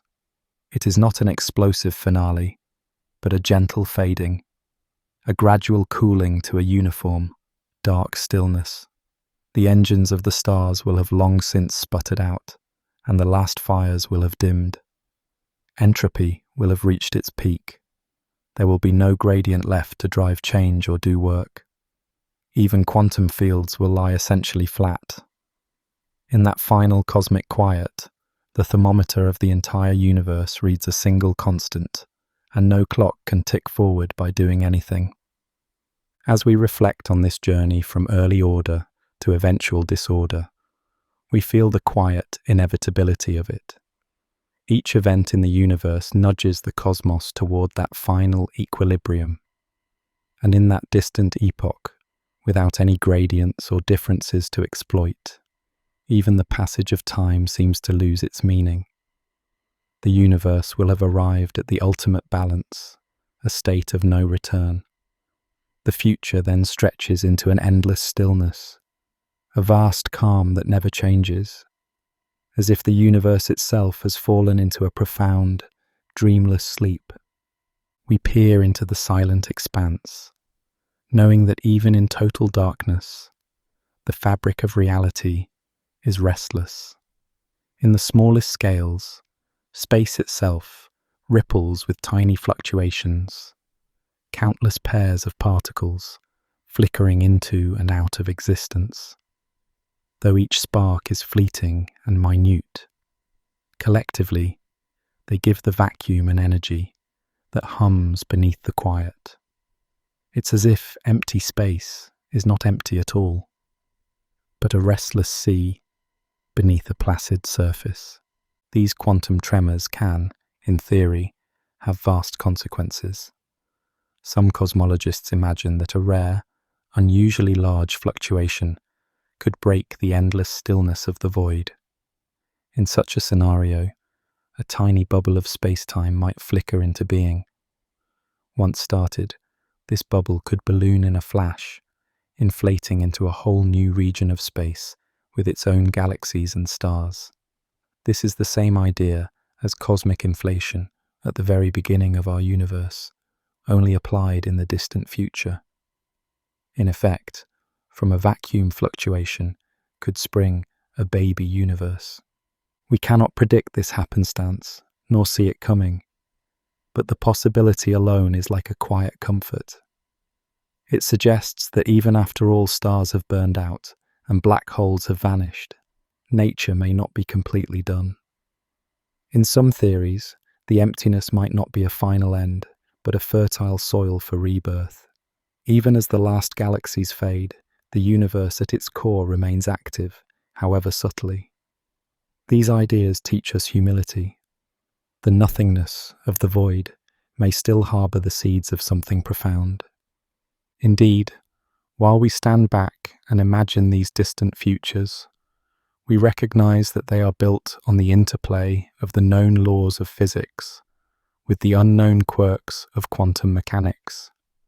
The same vacuum energy that might birth a universe once powered the rapid inflationary expansion after the Big Bang. After inflation ended, a residual vacuum energy returned to a calm state, what we today call dark energy. In a poetic loop, the vacuum has acted as a cosmic engine at both the dawn and the dusk of everything. So in the deepest silence, even the tiniest quantum spark links our beginning to our possible futures. The cosmos is seldom as still as it seems. In that quiet, empty sea of space, we hear the faint echo of creation, a final reminder that the universe will never truly lie inert. We carry these thoughts forward with us, gently challenging the silence with dreams of creation, and remembering that the cosmos always loves to surprise us. Whether these hopes of new universes ever materialize or remain just our dreams, they stand as a testament to curiosity and imagination. For now, in the vast cosmic winter, we hold those dreams as a soft challenge to the silence and continue our journey toward the next horizons of cosmic destiny. We have wandered among visions of new worlds, but now we turn to consider the fate of this one. Our expanding universe might someday reverse course, or it might tear itself apart, or perhaps it will cycle eternally. These alternative endings paint dramatically different futures. One possibility is the Big Crunch. Gravity's pull might eventually halt and reverse expansion, causing galaxies and matter to collapse back into a hot, dense state. Imagine the cosmos like a film running in reverse, stars reigniting, black holes merging into one, the night sky blindingly bright as everything converges. In that final act, all matter might crunch into a singularity, much like the Big Bang run backward. In stark contrast, a Big Rip scenario is driven by dark energy. If the force behind cosmic acceleration grows stronger with time, it could tear the universe apart. First galaxy clusters separate, then galaxies, then solar systems, and eventually even atoms themselves are pulled apart. Spacetime itself stretches violently until all structure is shredded. This apocalyptic vision is one where the cosmos gradually unravels. Nothing remains bound as the expansion wins completely. Each of these fates is extreme. One implodes under gravity, the other blows out violently. Between these lies the idea of an eternal cyclic cosmos, or a big bounce. Instead of a final end, the universe might oscillate forever. After a long expansion, a collapse could rebound into a new expansion, like a cosmic heartbeat that never stops. Each cycle could bring a fresh Big Bang and a new story. Perhaps even the laws of physics subtly shift from one cycle to the next, offering infinite variations. In such models, the end of one universe is the beginning of another. It's a comforting thought. No matter how bleak one era ends, the next may begin anew. Even stranger is the idea of vacuum decay. If our vacuum is only metastable, a transition to a lower energy state could occur anywhere, anywhen, as a bubble expanding at light speed. Inside that bubble, physics itself changes. All matter, as we know it, would be destroyed. For us, it would arrive without warning, annihilating everything. It's a silent, swift finale of a different kind. These many endings, collapse, tear, rebirth, all depend on how gravity and expansion interrelate. A delicate balance between dark energy and matter would have been needed for a static universe. But that balance is unstable. A slight shift yields one fate or another. We see that the ultimate destiny of the cosmos is far from settled. It is incredibly sensitive to the unknown details of physics. At present, each scenario is just a possibility. It is our task, with better measurements and understanding, to determine which path, if any, the universe will follow. Whatever fate awaits, there is no single inevitable ending written in stone.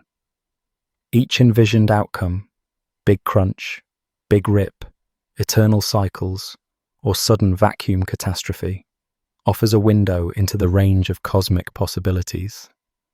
If dark energy stays constant, the universe likely stretches into quiet oblivion. If it changes, collapse or chaos might ensue. Our uncertainties remind us how much we still have to learn. They show that our current cosmic balance is just one of many possible tunes the universe can play. As we dwell on these endings, we also reflect on the history of science. Not so long ago, a Big Crunch was the expected finale. The discovery of dark energy flipped our narrative entirely. This teaches us humility. Any assumption we make might be overturned by a future insight. Thus, we remain open to surprises.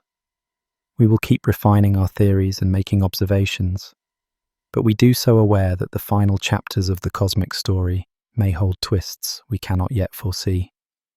Throughout this exploration, one theme stands out: dark energy. This mysterious force is the wild card that steers all of our scenarios. It dominates 70% of the cosmos, yet we know almost nothing about it.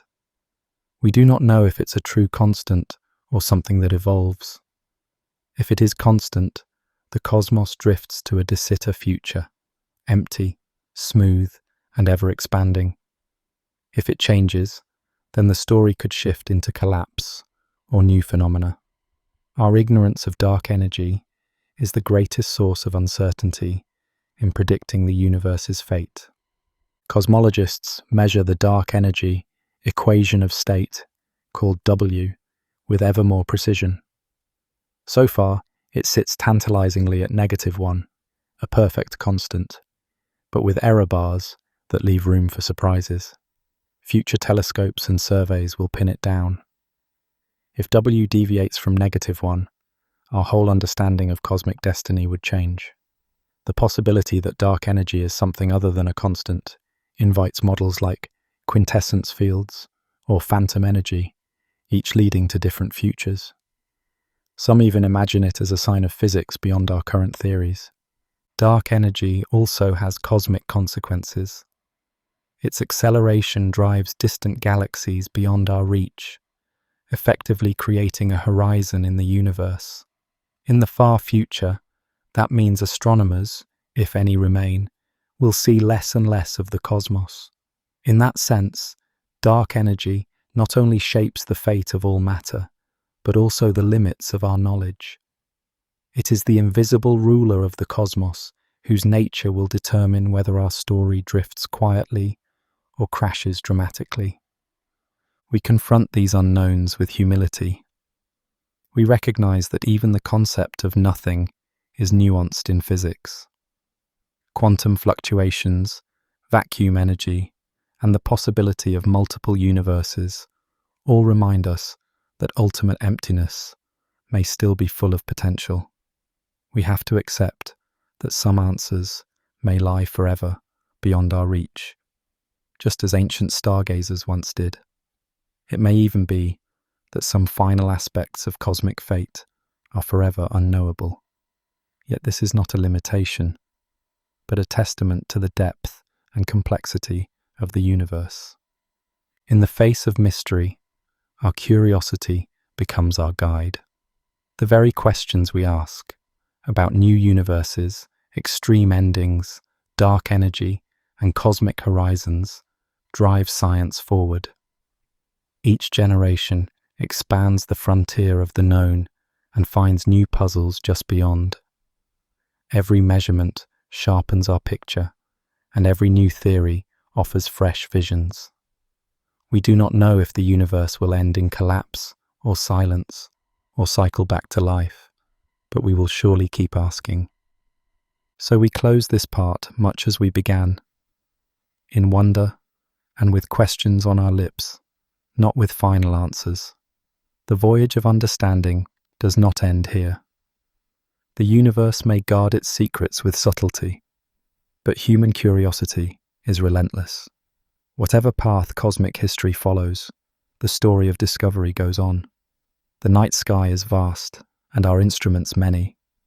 We listen for the next clue. And as long as there is mystery beyond our reach, our journey into the cosmos will continue, eager to uncover the wonders that lie just over the horizon. On a still, dark night, when we tilt our heads upward, we are greeted by countless stars scattered across the sky. The creamy band of the Milky Way arches overhead, composed of myriad stars, too faint to see individually, yet collectively lighting the sky. Among the glittering points shine the rare, massive beacons that have fascinated humanity for generations. The red-orange glimmer of Betelgeuse marks Orion's shoulder, while the icy blue of Rigel adorns his foot. These stars captivate us with their beauty and brightness. They flicker ever so slightly as the atmosphere dances, each twinkle a gentle reminder of the vast gulf between us and those distant fires. Yet there is a subtle melancholy in their splendor, for we know that such stars live fast and die young. The very brilliance that makes them stand out is a herald of their impermanence. As we gaze at Betelgeuse, twinkling with its reddish hue, we might reflect on its fate. It is a colossal star nearing the end of its life. Someday, perhaps tomorrow, perhaps 100,000 years from now, Betelgeuse will explode as a supernova, blazing brighter than the full moon in Earth's sky. Many of us today watch Betelgeuse closely, wondering if we might be the lucky generation to witness its final blaze. The thought stirs excitement and a hint of sadness. We would be seeing a marvel, but also saying goodbye to a familiar friend in the sky. For weeks, maybe months, the supernova will cast shadows at night and even be visible in daylight, an almost unimaginable spectacle. And then, just as suddenly, it will fade away, leaving Orion without his bright shoulder. To future sky watchers, the familiar pattern of Orion will look different. Missing that vibrant star, what was once a constant point of light for us will become, in cosmic terms, a memory, a faint haze of expanding gas, visible only through telescopes. Many of the stars that draw our eyes are likewise short-lived. The sparkling blue-white jewels of Orion's belt, for instance, are hot, massive stars, only a few million years old. In a few million more years, they will burn out and vanish, long before the slower-burning, dimmer stars around them survive. The grand constellation figures celebrated in our myths are transient arrangements. If we could watch the sky's patterns over eons, we would see them change shape and character. Constellations would lose bright stars and gain new ones as massive stars die and others are born. The very sky lore we pass down, hunters, heroes, and animals traced in starlight, is a shifting story written across deep time. When we consider the light of a distant star, we are also looking back in time. The beams that reach our eyes left their source years, centuries, or millennia ago. For some of those massive stars, it's possible that by the time their light arrives here, the star itself has already perished. We could be admiring the glow of a star that no longer exists, a ghost light travelling alone through space. There is something profoundly poignant about that idea. It is a solemn reminder of the vast timescales at play, a star's death announcement travelling eons before reaching our eyes. The night sky becomes not just a view of space, but a kind of time machine showing us many stars, not as they are now, but as they were long ago. It reminds us that all things, even brilliant stars, have their moment and then pass on. Yet, knowing this impermanence makes the act of stargazing even more special. When a bright star, like Deneb in Cygnus or Antares in Scorpius, catches our attention, we pause to appreciate that we are witnessing a fleeting chapter of a cosmic tale. Antares, with its deep red sparkle, is another supergiant nearing the twilight of its life. One night, it too will wink out in a tremendous explosion. But tonight, it shines for us, steady and ancient seeming, its eventual fate hidden behind a veil of time. We feel fortunate to behold it in the brief window during which its light graces our skies. Every few decades or centuries, humanity is treated to the appearance of a new star in the firmament, the sudden flare of a supernova in our galactic neighborhood. In 1987, for instance, a supernova exploded in a neighboring galaxy and became visible to the naked eye, offering modern astronomers their first chance in centuries to study a nearby stellar death in real time. To those who see such an event, it can be a disorienting, almost mystical sight. A star where none was before, outshining even planets, then disappearing after a short while. Ancient peoples recorded such sights with awe and sometimes fear. Ancient sky watchers often regarded these phenomena as omens or divine events, a mix of fear and wonder that shows how powerful the impact of a supernova's appearance can be on the human psyche. In our modern era, we understand what we are seeing and can marvel in a different way, with both wonder and knowledge. We recognize it as a massive star's farewell, and we also see the promise it carries, the dispersal of new elements, the seeding of future worlds. Under the quiet canopy of the night, one cannot help but feel a mix of emotions when contemplating the massive stars above. There is wonder, for their light has travelled immense distances to reach us, and their power is beyond comprehension. There is humility, for we perceive how small and short-lived we are next to the cosmic fires that can burn for millions of years. And there is a gentle sadness in knowing that nothing in the universe, not even the stars, lasts forever in their prime. But that sadness is tempered by an appreciation of the cosmic cycle. We understand that when a bright star disappears, it is not truly gone, but transformed, and its light and material will reappear in new forms elsewhere. For a lone observer on a hilltop far from city lights, time seems to stand still under that shimmer of stars, as if the universe is telling its story in hushed, twinkling voices. So we stand under the stars, perhaps on a cool night with crickets singing in the distance, and we allow ourselves to simply be present in their glow. The massive stars that have ignited the heavens with their brilliance invite us to ponder time and change. They encourage us to cherish the moments of beauty that flicker briefly in our lives and in the cosmos. In the end, the fleeting existence of these stellar giants makes them more precious, not less. Their brief light enriches the sky, just as their violent deaths enrich the galaxy.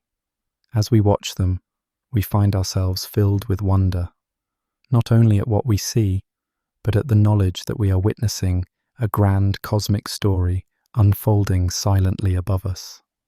Which of these stars will be the next to bid farewell in a cosmic firework? Will it happen in our lifetime, allowing us a front row seat to one of nature's grandest finales? Moments ago, a brilliant flash of a supernova lit up the darkness, marking the death of a star. In the quiet afterglow of catastrophe, the cosmos holds its breath. The explosion has passed, and silence returns to the cosmic night. In the void, where a mighty star once shone, a delicate cloud of gas and dust now drifts through space. This glowing nebula is the scattered ash of a star's violent death, spreading slowly across light years of vacuum. Faint tendrils of the nebula glow with a reddish hue, lit by the fading energy of radioactive elements created in the blast. At first glance, it seems like an ending, a silent graveyard of what once was. Yet within these ghostly filaments lies the promise of a new beginning. Over time, gravity begins to weave its subtle spell on the debris. Wisps of gas draw closer together, gently gathering into denser clumps.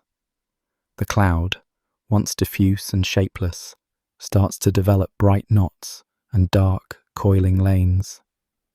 Deep in the heart of one such knot, matter starts to pool, ever so slowly, yet inexorably. If one could drift within that cloud, there would be darkness all around, punctuated by faint glimmers where new stars struggle to be born. The airless silence would be broken only by the gentle pressure of particles and the distant radiance of neighboring stars hinting through the haze. Thousands upon thousands of years slip by in this quiet assembly, as the cloud's densest pockets grow heavier and warmer. In one hidden core, shielded by curtains of dust, the temperature inches upward with every passing millennium. Eventually, the pressure and heat at the center of this collapsing cloud reach a critical point. In that moment, like a spark catching flame, nuclear fusion ignites. A newborn star flickers to life, its infant light pushing back the darkness of its natal cocoon. What was once cold dust and atomic ash is now a sphere of radiant fire. From the tranquil darkness emerges a new star, breathing light and warmth into the space around it. Its first rays pierce the gloom, illuminating the nebula from within. A gentle wind of radiation and particles flows out from the young star, slowly clearing away the veils of dust. Bit by bit, the newborn sun unveils itself to the cosmos, a tiny beacon growing steadily in brilliance. In stellar nurseries across the cosmos, this drama unfolds again and again. In the constellation of Orion, a great nebula glows softly, where hundreds of young stars are being born from clouds of gas. Bright blue-white beacons illuminate swirls of crimson and violet nebula, painting the night with ethereal light. In the Eagle Nebula, the famous pillars of creation are just such nurseries, towering columns of gas and dust being sculpted and illuminated by newborn stars hidden within. Amid pillars of dust sculpted by starlight, new suns take shape. From what appears as mere wisps through a telescope, entire clusters of stars can emerge, each a beacon ignited from darkness. Often, dozens or hundreds of newborn suns form together in these nurseries, a loose family of stellar siblings born side by side.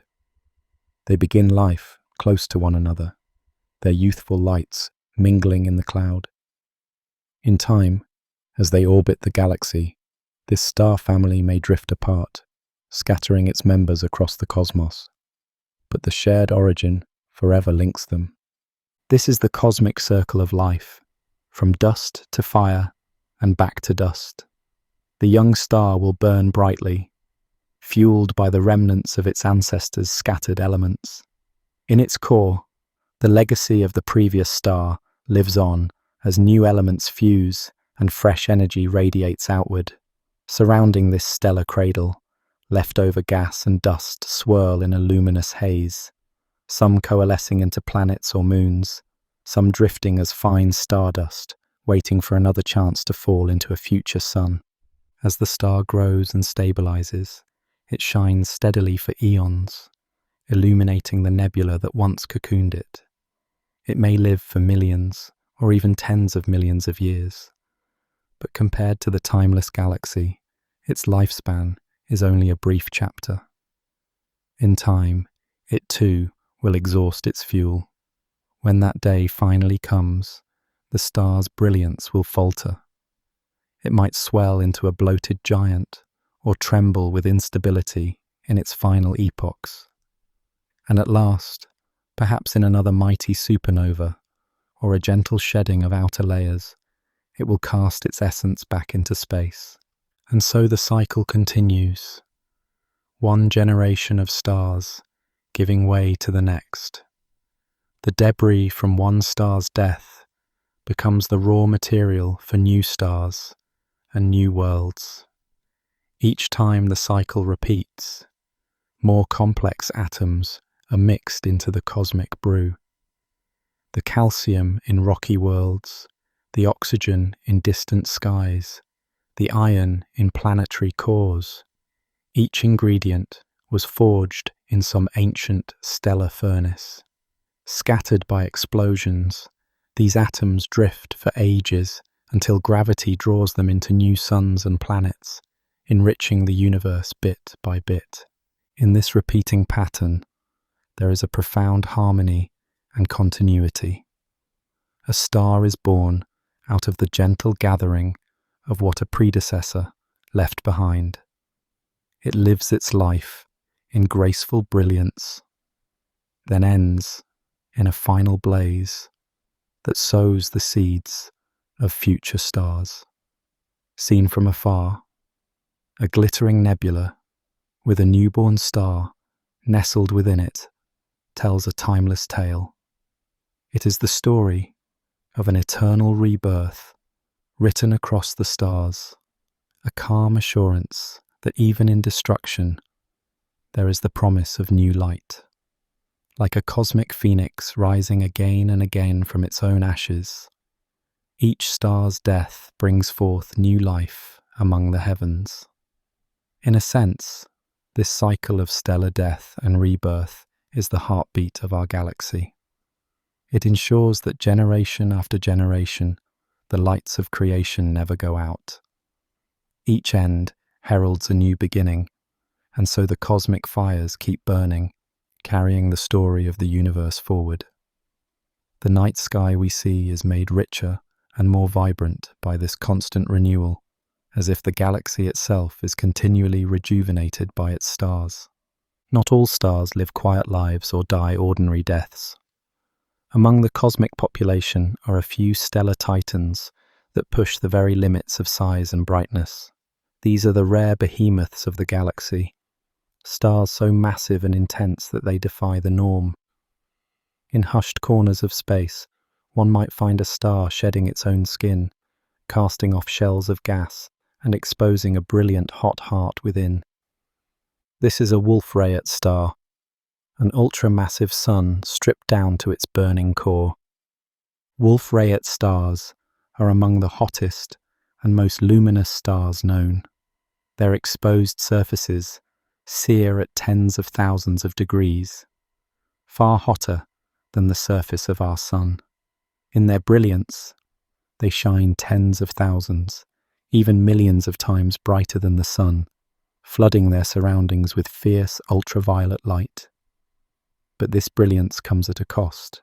The star's radiation is so intense that it drives a powerful stellar wind, a continuous gale of particles that blows the star's outer layers into space. Over mere hundreds of thousands of years, a Wolf-Rayet star can shed material equivalent to the mass of our sun or more, a staggering loss that would take ordinary stars billions of years. As the Wolf-Rayet star casts off its outer layers, it often surrounds itself with a glowing nebula made of its own shed material. Through telescopes, some of these stars are seen wrapped in expanding shells or rings of gas, like cosmic halos, marking the star's life stages. Each shell is a chapter of the star's story, cast off with each new burst of wind. In some cases, these concentric shells appear almost like the growth rings of a tree, each one a fleeting record of the star's past. In one spectacular case, a Wolf-Rayet star orbiting a companion has cast off shells of dust at regular intervals, forming concentric rings expanding into space like the ripples on a cosmic pond. The remarkable regularity of the shells lets us almost count the star's final beats. One notable pair of stars has formed at least 17 such dust shells over centuries, each shell marking the time of a close orbital embrace. These expanding rings, gently pushed outward by starlight, are a visual timeline of the star's last millennia. Because Wolf-Rayet stars are so intense, they do not last very long, burning up their fuel and blasting their bulk out into the cosmos on a very short timescale, only a few 100,000 years. Such a brief flicker in time means it is unusual to find more than a few of these stars in an entire galaxy. Such stars are extremely rare. In a galaxy of hundreds of billions of stars, only a few hundred at most are Wolf-Rayet stars. To put their rarity in perspective, out of the hundreds of billions of stars in the Milky Way, Only a few hundred are in the Wolf-Rayet stage at any given time, a proportion so small it's as if you searched a whole city to find just one glowing ember. They are the surviving core remnants of once larger stars that have burned so hot and fast that they've peeled away their own outer layers. To find one is to catch a star in its final act before a dramatic finale. Indeed, a Wolf-Rayet star is often a precursor to an explosive end. Having revealed its inner furnace and run low on fuel, it stands on the threshold of a supernova. At any moment in cosmic terms, it may collapse under its own gravity and erupt in one of the most powerful explosions in the universe. Even among these giants, there are those that are stranger and more extreme. Consider the stars that swell to incomprehensible size: red supergiants and hypergiants. These are massive stars that in their old age have bloated into enormous, cooler stars with ruddy hues. Their surfaces cool to a dull red glow, but their size is astonishing. A star like this can grow so large that, if placed at the center of our solar system, it might extend beyond the orbit of Mars or even Jupiter. Imagine a star that would fill the sky from one horizon to the other, its enormous globe dwarfing the entire orbits of planets. In fact, one of the largest known, a red hypergiant called UY Scuti, could extend near to Saturn's orbit if placed at the Sun's position. A nearly incomprehensible span. Light itself would need hours to cross such a star's colossal diameter. These extreme giants are comparatively cooler and gentler in appearance than the searing Wolf-Rayets, but they are no less remarkable in scale. One such crimson behemoth, known as VY Canis Majoris, has a diameter so large that it could swallow the Earth's orbit many times over. One of its brethren, Antares, the red heart of the constellation Scorpius, shines in our night sky as a bright ruby point, quietly burning through the last of its fuel. Antares is a red supergiant destined to perish in a spectacular supernova in the future, though in the peaceful stillness of a summer night, it appears unchanging and eternal. Meanwhile, in far-off clusters, blue hypergiants and other exotic stars push luminosity to the brink. Some of the most massive stars ever observed reside in a dense star cluster in a neighboring galaxy, weighing in at over 100 times the Sun's mass. Astronomers have even identified stars at the upper limits of mass that nature allows. In a vibrant star cluster in the Tarantula Nebula, for instance, lies a star estimated to be over 200 times the mass of our Sun. Its brilliance defies description, outshining our Sun by tens of millions of times. Yet such a monster is inherently unstable, barely held together by its own gravity against the fierce pressure of its light. It will race through its life in just a few million years or less, destined to collapse in a titanic supernova, likely leaving behind a massive black hole. Stars like this are exceedingly rare, but they show just how far the extremes of stellar creation can reach. Then there are stars that are not only massive, but violently unstable. Luminous blue variables are one example. Titans that can suddenly brighten or fade as they eject huge amounts of mass in unpredictable eruptions. Like a stellar volcano, such a star can lie quiet for centuries and then suddenly erupt, altering its brightness by a huge factor. Eta Carinae, a star system deep in the southern sky, is a famous case. In the 1840s, Eta Carinae underwent a great eruption, flaring up until it became the second brightest star visible in Earth's sky, outshone only by Sirius for a brief time. It expelled gigantic lobes of gas and dust, so much that it wrapped itself in a cocoon of its own making and dimmed from view. To this day, a beautiful cloud called the homunculus nebula surrounds Eta Carinae, lit by the star's light from within, a lasting monument to its outburst. Through modern telescopes, we can see the twin lobes of the nebula it expelled, symmetrically billowing outwards like ghostly balloons of gas, testimony to that great outburst. Such dramatic episodes show how turbulent the lives of extreme stars can be. One moment shining intensely, the next casting off material in a great convulsion. All of these rare giants, Wolf-Rayet stars, red hypergiants, luminous blue variables, represent the most exceptional and short-lived members of the stellar family. They live only a blink of time by cosmic standards. While an average star like our Sun will shine for roughly 10 billion years, a supergiant may last only millions, and a Wolf-Rayet in its final phase perhaps only a few 100,000 years. These stars are like brilliant fireworks, expending their energy in one grand display and then fading. For those brief instants in cosmic time, they dominate their regions of space, sculpting their surroundings with intense radiation and powerful winds. Yet despite their power, their lives are ephemeral.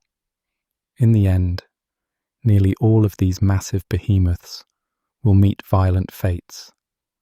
A Wolf-Rayet star, after shedding so much of itself, will likely explode as a supernova, or even a rarer hypernova, possibly forming a black hole in its aftermath. Some might even produce a gamma-ray burst in their dying moments, a flash of high-energy light so potent that for a few heartbeats it can outshine entire galaxies. The red supergiants, like Antares, will collapse and explode, briefly outshining millions of lesser suns before fading into a glowing cloud of remnants. The luminous blue variables may rip themselves apart or settle briefly into Wolf-Rayet-like phases before their ultimate end. For now, while they still exist, these rare colossal stars serve as cosmic laboratories and lighthouses.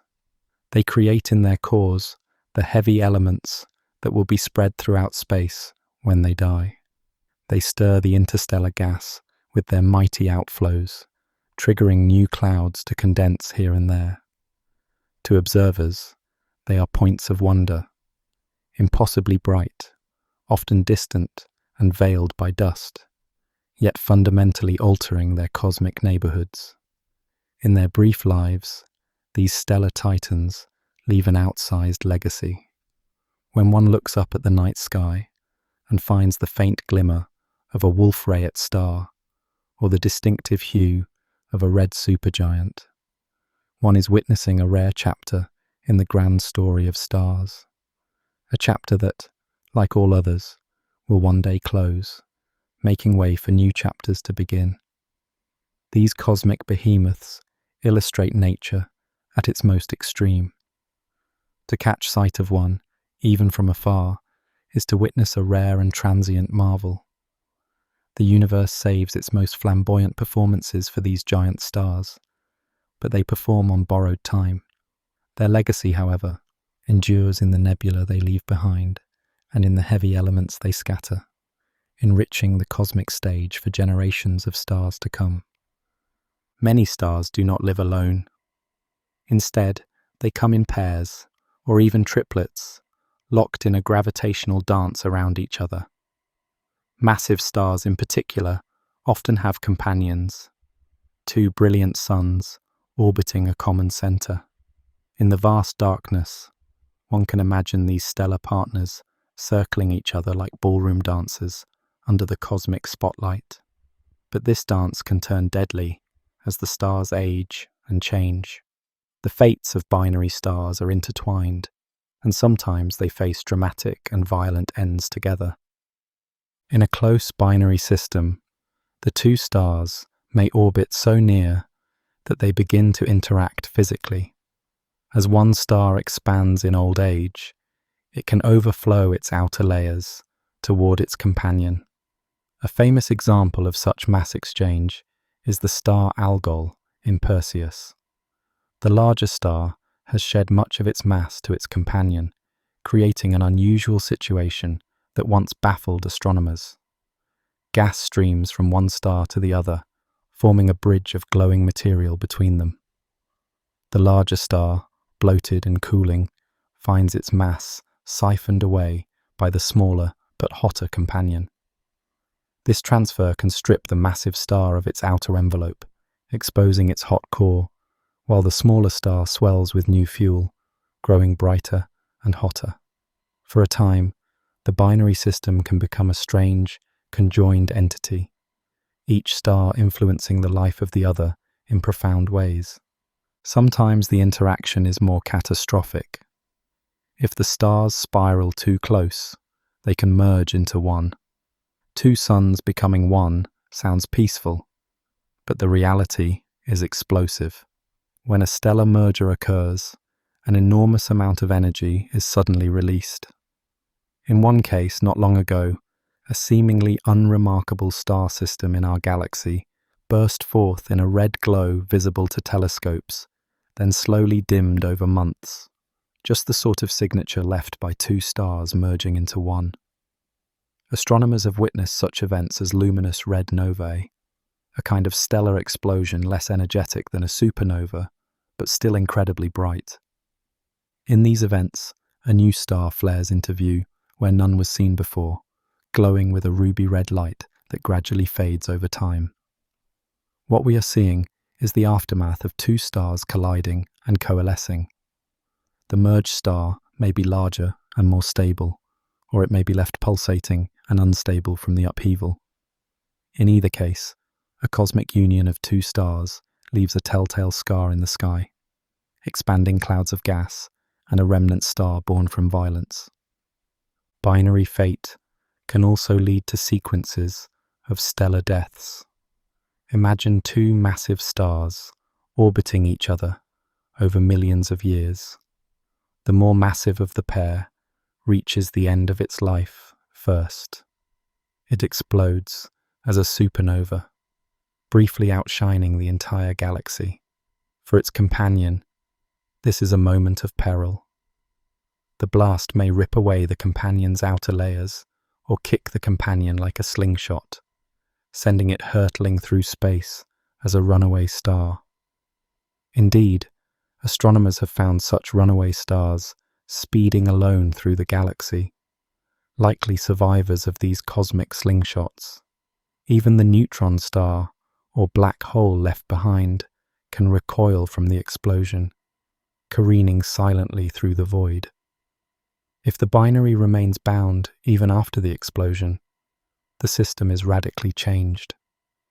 One star has now become a neutron star, or a black hole, while the other is still a living star, orbiting this dark, dense remnant. In such a surviving binary, the dense corpse of the first star can begin interacting with the still living companion. A neutron star, no larger than a city, but immensely heavy, might pull gas from the outer layers of its companion. Gas pulled off the living star spirals into a disk around the neutron star, heating to millions of degrees and emitting powerful X-rays. The system becomes an X-ray binary, a beacon of high-energy light flickering in the darkness. All the while, the neutron star and the remaining star continue their orbital dance, one shining, one dark and deadly. Eventually, the second star will also reach the end of its life. It too may explode in a supernova. For a time, there could be two neutron stars locked in orbit, a binary made of two stellar remnants where once two bright stars lived. Over time, even these remnants spiral closer due to the gradual release of gravitational waves, ripples in spacetime itself. The dance that began eons ago will reach its finale when the two neutron stars finally collide. In that final moment, they merge with a flash of unbelievable power. The collision of two neutron stars releases a burst of light and energy called a kilonova. a glow that can forge some of the heaviest elements in the universe. Gold, platinum, and other precious elements are created in those brief, furious moments of merging. In recent years, humanity has even managed to catch one of these final dances in action. Delicate detectors on Earth felt the subtle shudder of spacetime as two neutron stars, far away, spiraled together. It is as if the fabric of space itself shuddered from the impact, sending out silent waves that travel across the universe. Moments later, telescopes detected a new pinpoint of light in the sky, a fading ember from the collision where those stars merged. It was the first time we both heard and saw the same cosmic event, a breathtaking confirmation that even in death, binary stars can create anew, scattering freshly forged elements into the galaxy. Colliding stars do not always end in such exotic remnants. Sometimes two normal stars simply crash together in crowded environments, like the cores of star clusters. In those dense stellar hives, the space between suns is comparatively small, and close encounters are inevitable. The cores of globular clusters, for example, are crowded neighborhoods where stars circle each other like wary dancers, and occasionally even collide head-on. Occasionally, one star may drift too near another and be pulled in, leading to a direct collision. The two stars crash together in a brilliant flash, then merge and settle into a single, rejuvenated star. The result can be an unexpectedly young-looking star in an old cluster, a star that stands out as unusually hot and blue among its aging neighbors, an indication that it was reborn through a merger, given a new lease on life. Astronomers have a name for these rejuvenated stars in old clusters: blue stragglers, stars that appear younger and bluer than their peers, likely because they merged and gained a new life. Whether through direct contact or through the long gravitational waltz to a final collision, binary stars showcase some of the most dramatic processes in the universe. Each binary star system writes its own ending to the tale, some serene and others spectacularly violent. In their interactions, we see that even in the vast solitude of space, relationships can profoundly change the destiny of stars. The quiet dance of two suns can unleash forces that reshape their surroundings and create phenomena visible across millions of light years.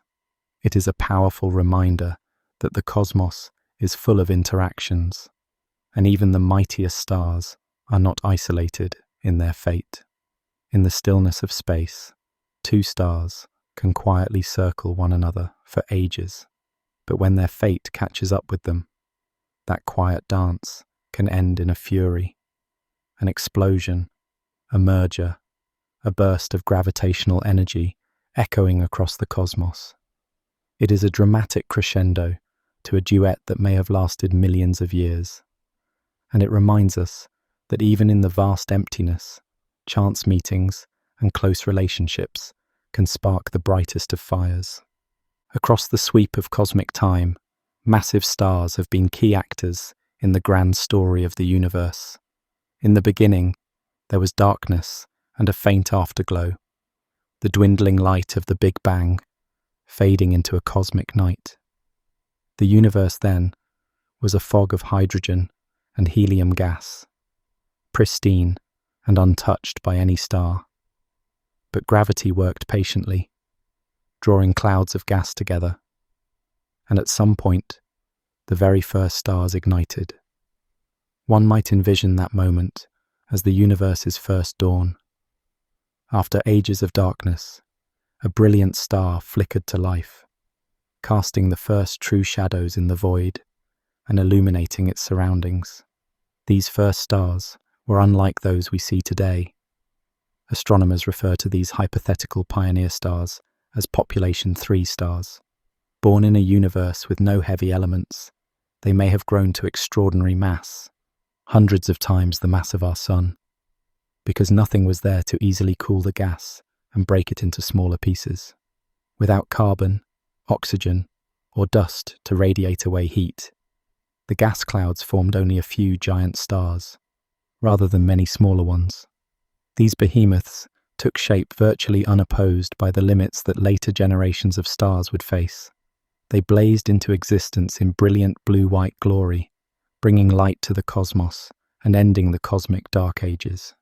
Those earliest massive stars lived short, spectacular lives.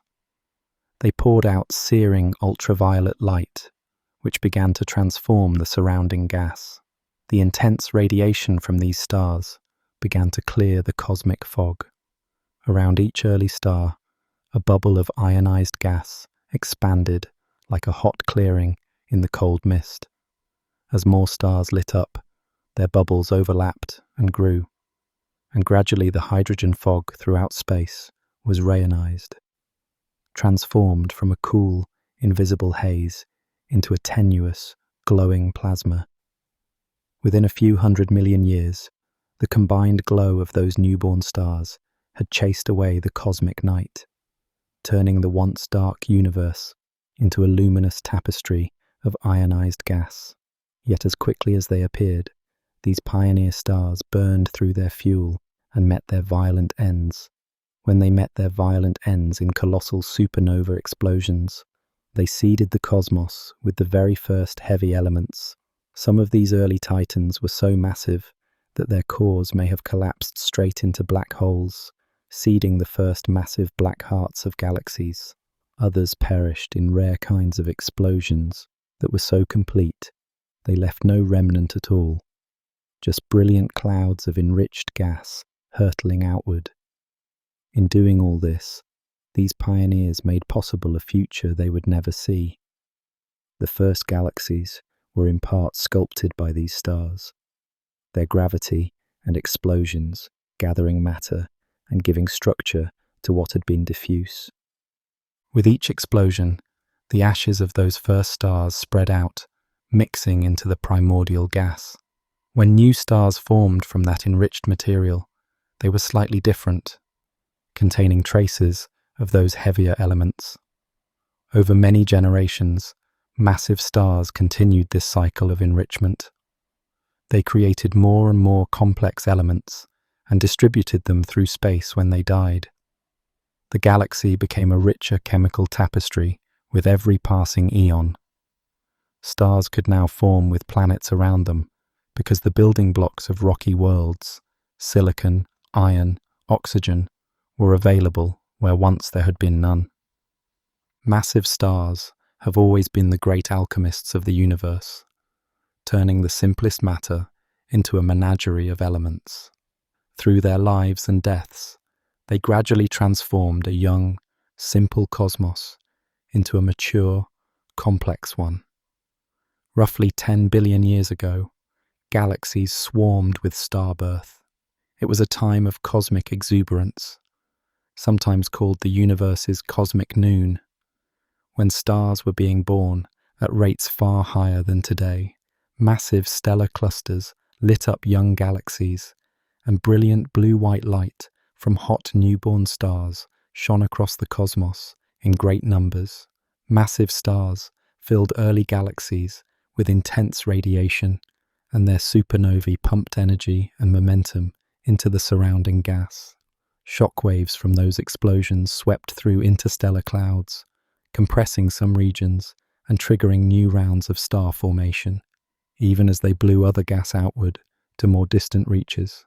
In this way, massive stars acted as both creators and destroyers on a galactic scale, sparking the birth of new stars even as they tore others apart.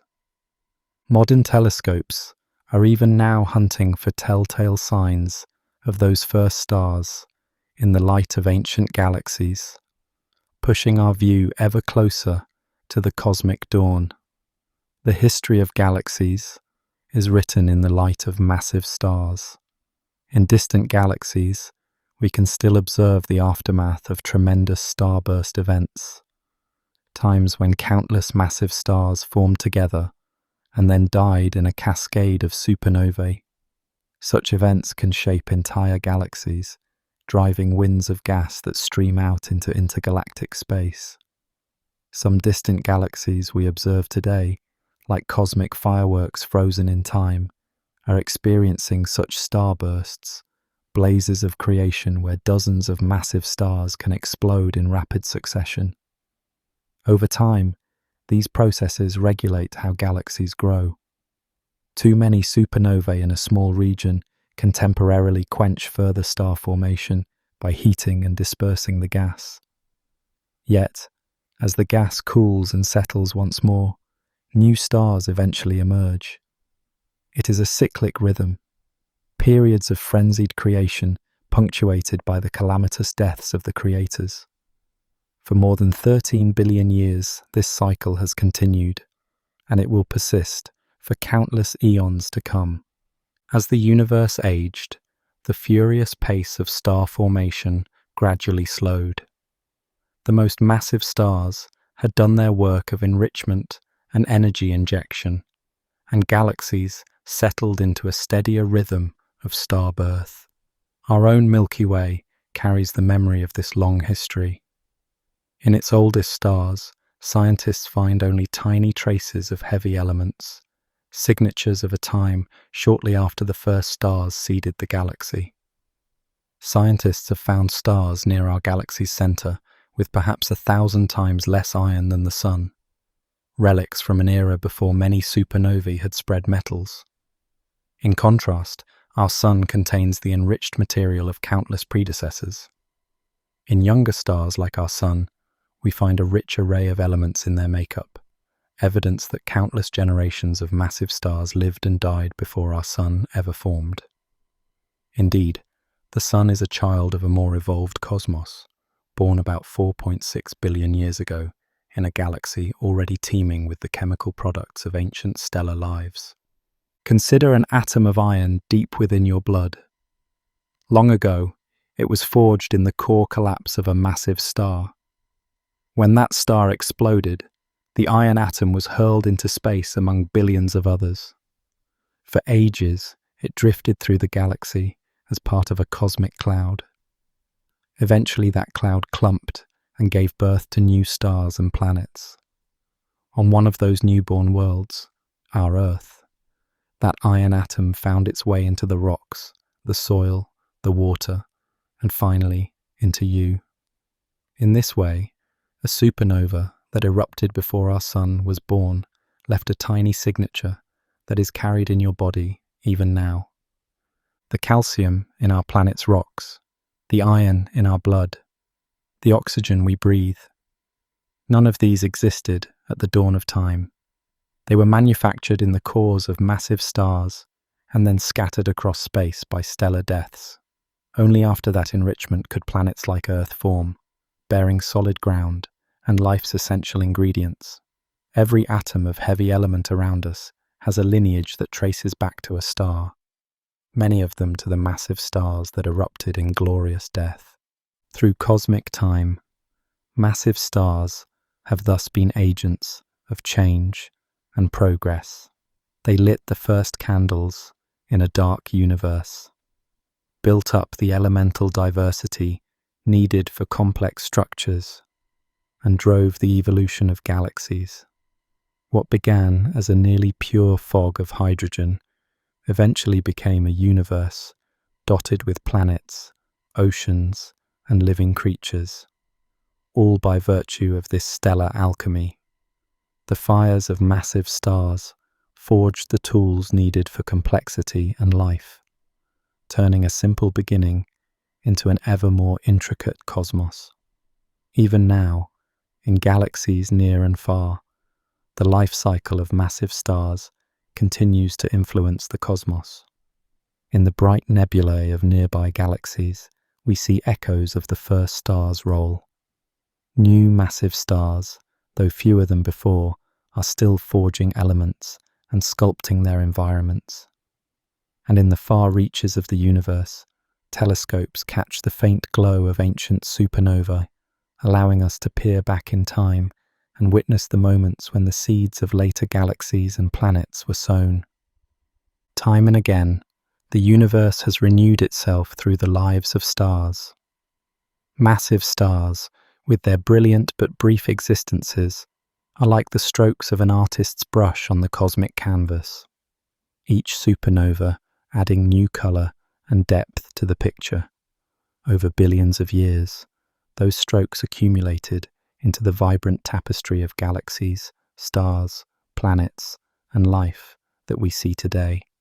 For now, and for many billions of years to come, the cycle continues unabated, filling the cosmos with light and possibility.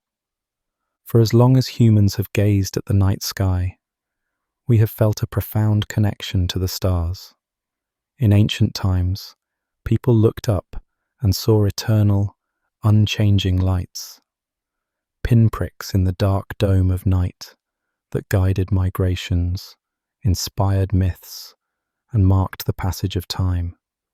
The stars were thought to be distant and perfect, wholly separate from the realm of Earth. Yet the true relationship between humanity and the stars is far more intimate and surprising than our ancestors ever imagined. Over the centuries, observations gradually revealed that the stars are not eternal or unchanging. In 1572, the astronomer Tycho Brahe witnessed a brilliant new star lighting up the sky. What we now know was a supernova, the explosive death of a distant sun. Its appearance astonished the learned men of Europe and challenged the old belief that the heavens were fixed and unalterable. Centuries earlier, in 1054, astronomers in China and elsewhere recorded a guest star that shone brightly even in daylight for weeks. We now recognize that as the supernova which created the Crab Nebula, a beautiful cloud of glowing debris still visible in telescopes. These events were early clues that stars live and die, and that the cosmos is a dynamic, living tapestry rather than a static backdrop. As science advanced, we learned not only about the life cycles of stars, but also about our own ties to those cycles. Stars, especially massive ones, forge the elements that make up our world and our bodies. The connection is literal. The calcium in our bones, the iron in our blood, the carbon in our cells were all formed in the nuclear furnaces of stars, or in the titanic explosions that mark their demise. Long before the Earth existed, massive stars lived and died, scattering these elements across space. That scattered stardust became part of the cloud that condensed into our sun, our planet, and ultimately every living being on it. It can be a jarring realization. Every atom of oxygen we breathe, and every atom of carbon in our DNA, was once inside a star. In the adage, ashes to ashes, dust to dust, we find a cosmic echo. Everything returns to stardust in the end. We are, in the most real sense, made of stardust. This idea, popularized by scientists and poets alike, speaks to a deep truth about our origin. The very existence of life on Earth is linked to a chain of stellar births and deaths stretching back billions of years. Without the supernova explosions of ancient stars to seed the galaxy with heavy elements, there would be no ground to stand on, no air to breathe, no complex chemistry to spark life's fire. Modern astronomy has given us dramatic illustrations of this connection.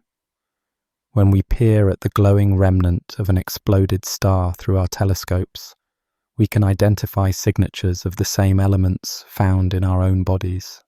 In the colourful filaments of supernova debris, scientists detect calcium, sulfur, iron, and more. In fact, one X-ray observation of the Crab Nebula, the aftermath of that guest star of 1054, revealed large quantities of calcium and iron strewn into space. It's humbling to realize that those are some of the very elements now composing our bones and blood. The universe has literally shared its substance with us. Our connection to the stars is not only physical, but also intellectual and emotional. From the myths of ancient civilizations to the musings of modern philosophers, stars have always figured prominently in our attempt to understand existence.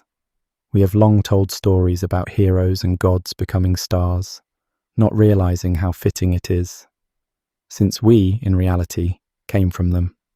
Knowing that we are made of star stuff adds a sense of kinship with the cosmos. Some people find deep comfort or spirituality in this knowledge, feeling that it connects us to the universe in a profound way. We are no longer mere spectators of the stars. We are participants in their story. The atoms in our bodies have experienced the nuclear fury of a star's core and the transcendent blast of a supernova long before coalescing into us. Through the lens of this knowledge, when we look at the night sky, it becomes a kind of homecoming. We see not just distant, foreign lights, but places our ingredients have been, and destinies our world is tied to. This realization has infused human culture and thought. Some of the earliest stories imagine that we came from the stars, or will return to them. And in a sense, those stories were true. It tells us that the story of the stars is, in some ways, our own story. It also underscores the unity of all life on Earth. Every person, animal, and plant is made of the same cosmic matter. We share a common origin among the stars, a fact which can inspire a sense of oneness with each other and with the universe. We carry pieces of the universe within us, forged in stellar furnaces, scattered across space, and gathered here on Earth. It is a poetic truth, grounded in scientific fact, one that bridges the cold depths of space and the warm sphere of human experience. Standing under a sky full of stars now, we might feel a profound kinship with those twinkling lights. They are our ancient ancestors in a way, the givers of the gifts that made life possible. And as we continue to study them, watching distant supernovae flare, analyzing stardust in our laboratories, tracing the cosmic origins of atoms, we deepen our connection. We have even reached out physically. NASA's aptly named Stardust mission brought back tiny grains of comet dust, material once forged in ancient stars, allowing us to literally touch a piece of stellar history. In doing so, we extend our senses and our presence into the cosmos, further uniting our story with that of the stars. We have become conscious matter, reflecting on the processes that made us. In the end, the relationship between humanity and stars is a circle of understanding and existence. Born from the deaths of stars, we have arisen to contemplate the stars. We use the elements once forged in stellar hearts to build telescopes and detectors to study those very stars. We have become a way for the cosmos to know itself. The next time you glance up at the stars, you might feel compelled to whisper a quiet thank you, for those distant suns have given us everything, including the very breath in our lungs and the spark of thought in our minds. As we contemplate massive stars and their life cycles, we are really contemplating our own cosmic genealogy, and that knowledge, quietly considered under the canopy of stars, can be as comforting and awe-inspiring as the gentle light that falls from the Milky Way on a clear, dark night. From the dawn of time to this very moment, the saga of the stars has been one of ceaseless creation and destruction. Massive stars, with their fierce light and fiery ends, have acted as narrators of the universe's journey. Each generation of stars carries in its bones the ashes of those that came before, and in dying, it prepares the ground for those yet to come. In this way, the cosmos renews itself continuously. It is an endless inferno in which old elements are constantly reborn into new stars, new planets, and new possibilities. If we listen closely to the story that stars tell, we hear themes of transformation and unity. A star forms out of the debris of an earlier star's death, a poignant union of destruction and creation. As it shines, it gives energy and light, perhaps nurturing planets and life around it.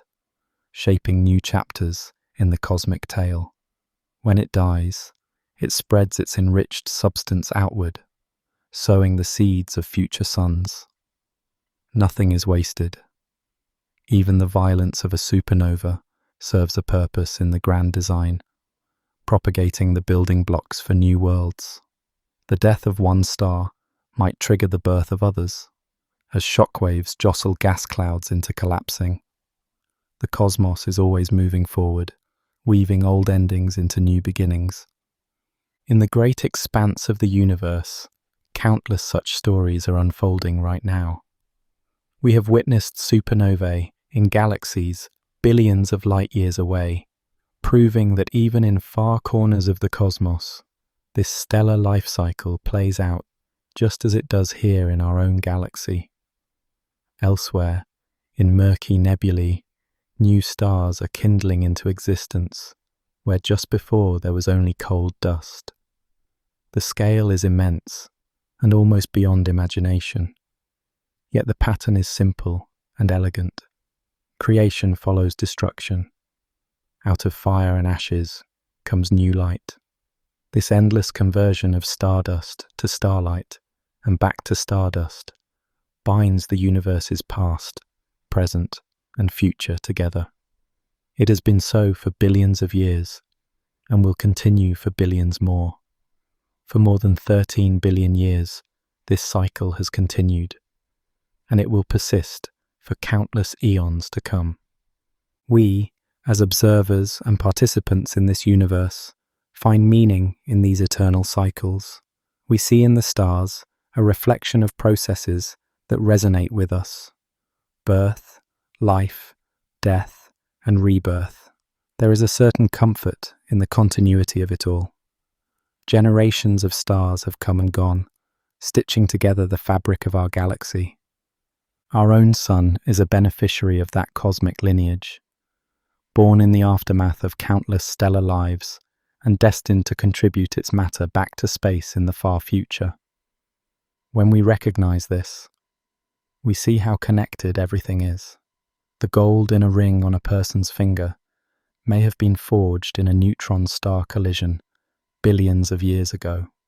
The calcium in our teeth was brewed in a supernova before the Earth existed.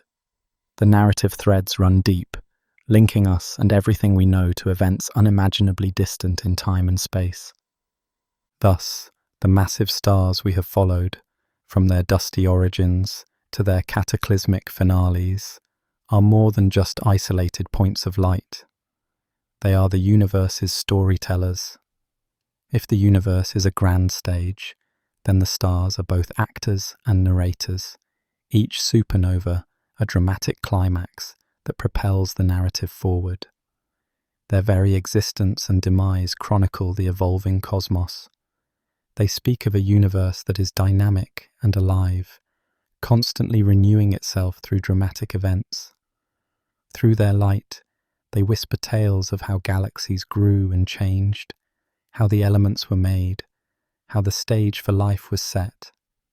And even after they are gone, their stories live on in the materials they leave behind, and in the light that continues travelling, perhaps to the eye of a distant observer, or the lens of a telescope far in the future.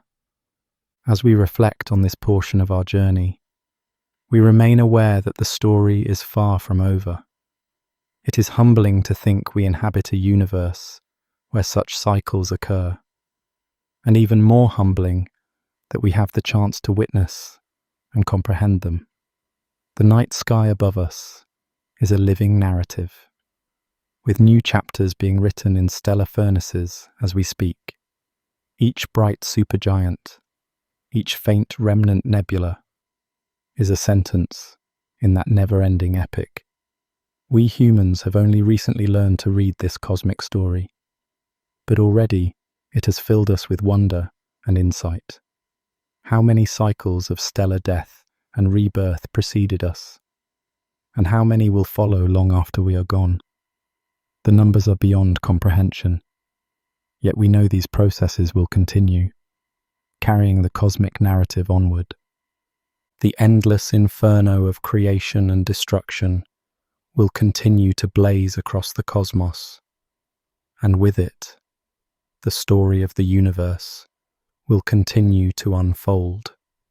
In that eternal cycle, there is a promise that existence is never static, that from every end, a new beginning will arise. In the grand scheme, nothing is truly lost, only changed, as the cosmic furnace keeps turning darkness into light and back again.